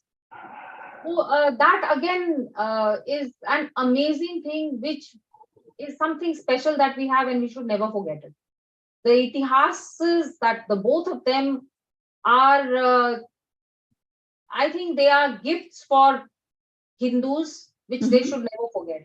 I don't Yes. think anyone else has this kind of complete identification and this kind of reiteration of different bhavas, reiteration of different situations, which are far and yet very near. Yes, So that's very special. Yeah, the whole dialogue between her and her husband is just a mirror to us. Somebody like me, for example, I'm like, हाँ, uske saath bhi aise hua tha. So I'm undergoing the same thing. So it's just a teaching moment for me to have to think about the same issue. But she says, why are you giving me wealth? Giving up and you're going, which means wealth is not important for you and something else is. So what is it that will give you, infinite satisfaction or infinite joy? Why should I settle for less? So there is this woman thinking like that. So for me, the one aspect, not so much feministic, but I thought of her as a role model though. But because it is important, she was a role model for me individually. And I thought through me, many women could get their answers. That's yeah. Wonderful. So Celia, what was your experience in making philosophy into a story? Yeah, I think, and like you said, I think moving on, and then we were discussing as a group, I was saying, we have all these Bollywood movies, and then there is this art movie coming along with it. So it's something like that.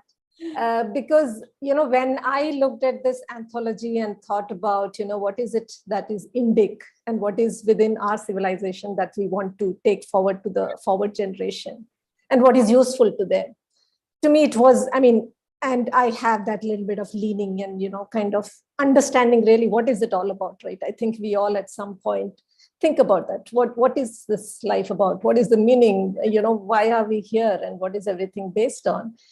And I think these questions will always be there as human beings. And our culture and the texts we have provide such beautiful, deep knowledge of that, answers to that.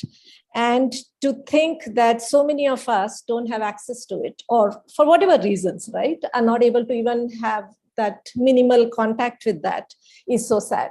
Because I got into this whole, I studied yoga and therefore I got into some texts and therefore, I just saw this whole world open up.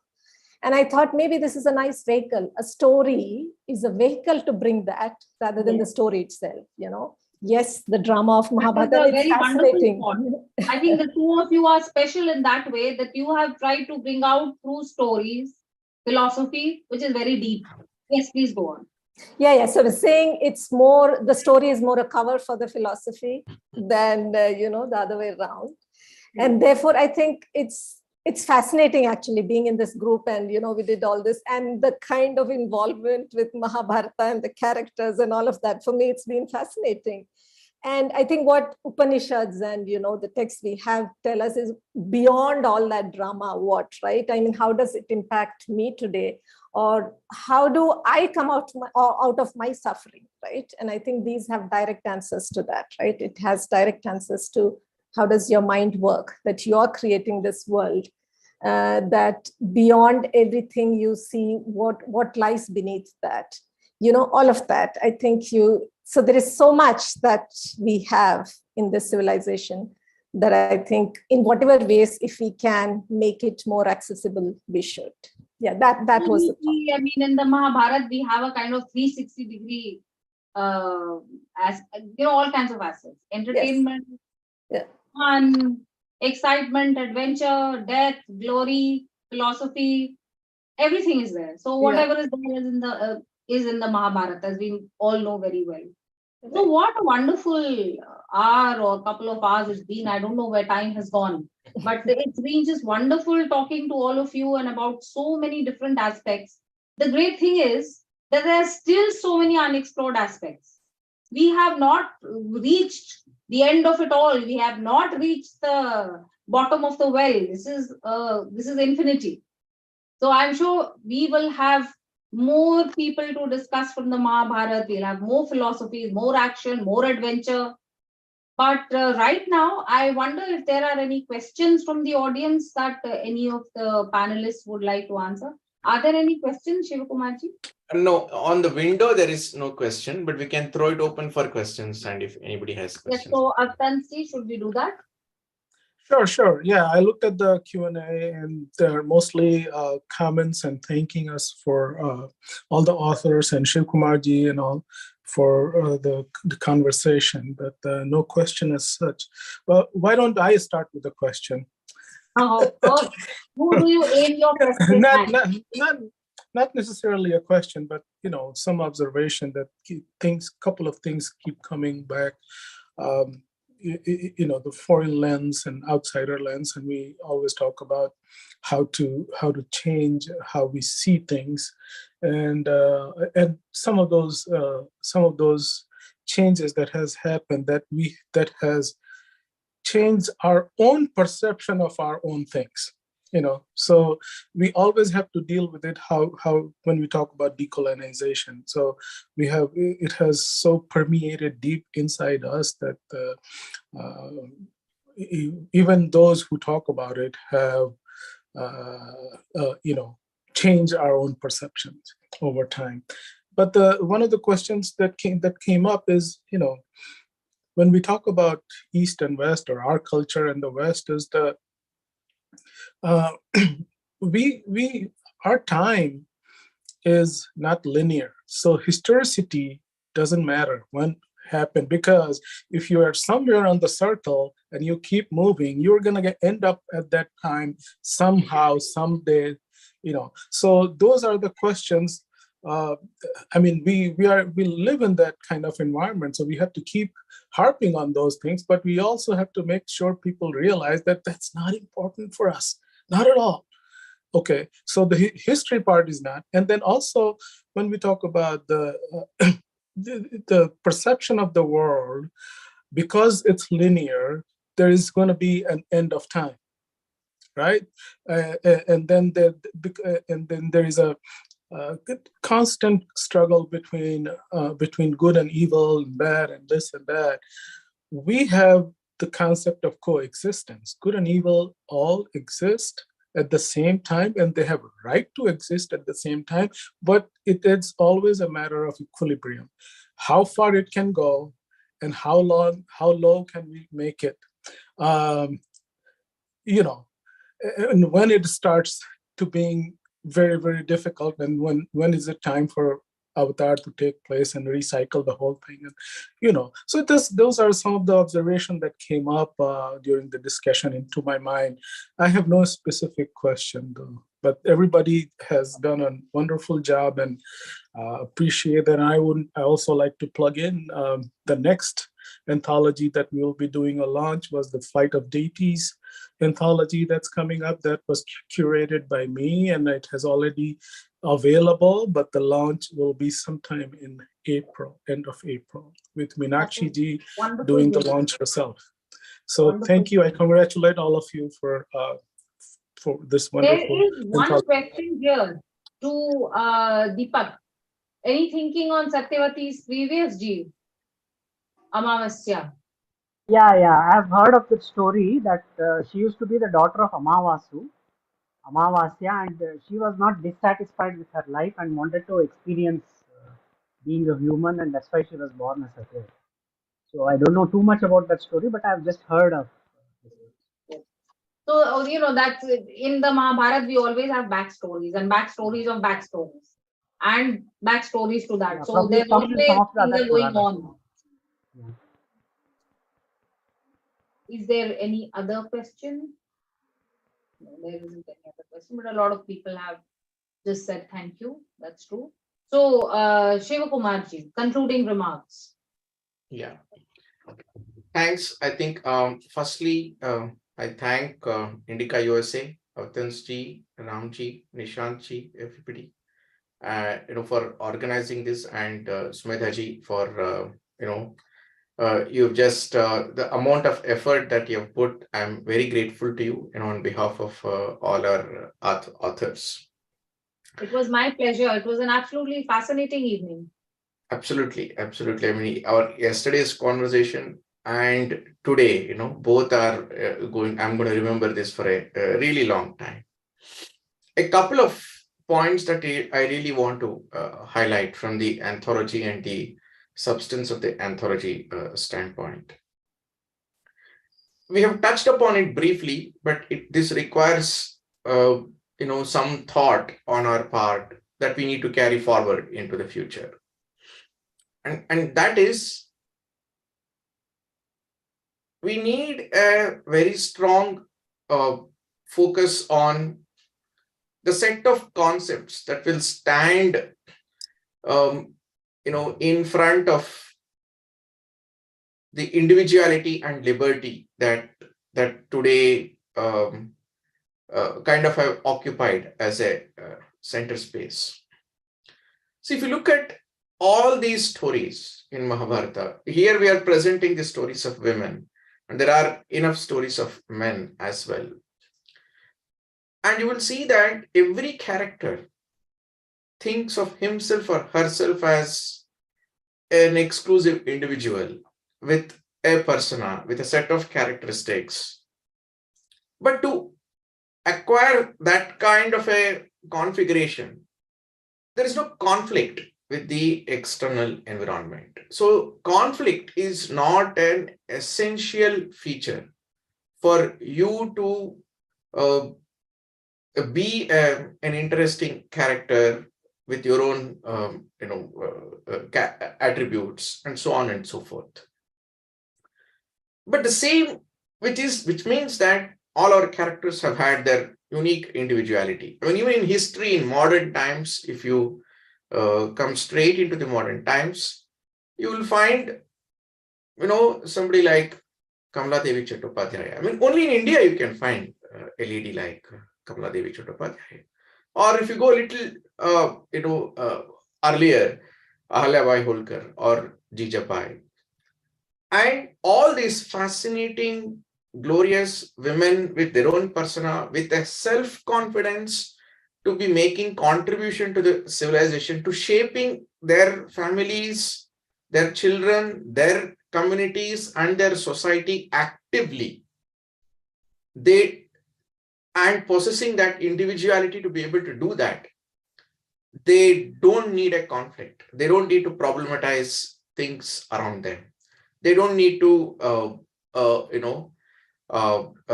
be on a war, on imagined war with things. And that is because the dharma orientation, dharma has that space. Now, this is the point that we need to very strongly and confidently present in front of the universe. So, and in the context of, especially in the context of, the femininity, especially in the context of Shakti, the way we want to present. This non-necessity of conflict and a completely different paradigm in which life can be more fulfilling and you are an individual. That needs to be foregrounded very strongly. While we are foregrounding that through a set of stories, it needs to be foregrounded as a philosophical framework, as a framework in which life operates very differently. Because right now, the collection of concepts that modernity offers has captured the imagination of some generations and will take an effort much more than stories. Stories will form one part of it, and the conceptual positioning, the equivalent conceptual positioning also is extremely important. So while we talk of these stories, the philosophical background and the foundation, that has resulted in these kind of experiences, characters, that also needs a lot of focus. That is something that I want to highlight.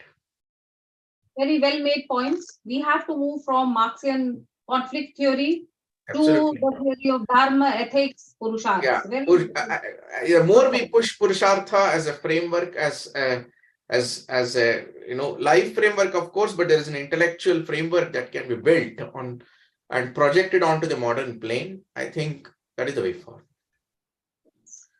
Thank you very much. And now I request Ram Sundarji to deliver a vote of thanks. Thank you, people. After a wonderful and enriching discussion, saying thank you, always, feels good, and it kind of gives a sense of satisfaction for me and leaves me with a good taste, for the heart, mind, and soul today. So I'm going to eat less, I think so. So which is good for me. I'm happy to do that for Indica as well, just, proposing this vote of thanks. Warm gratitude, is in order for pretty much several folks, all of you, in fact, to all the authors and the curator for agreeing to be part of this program and participating, I think, in an enriching discussion and an educational one for all of us.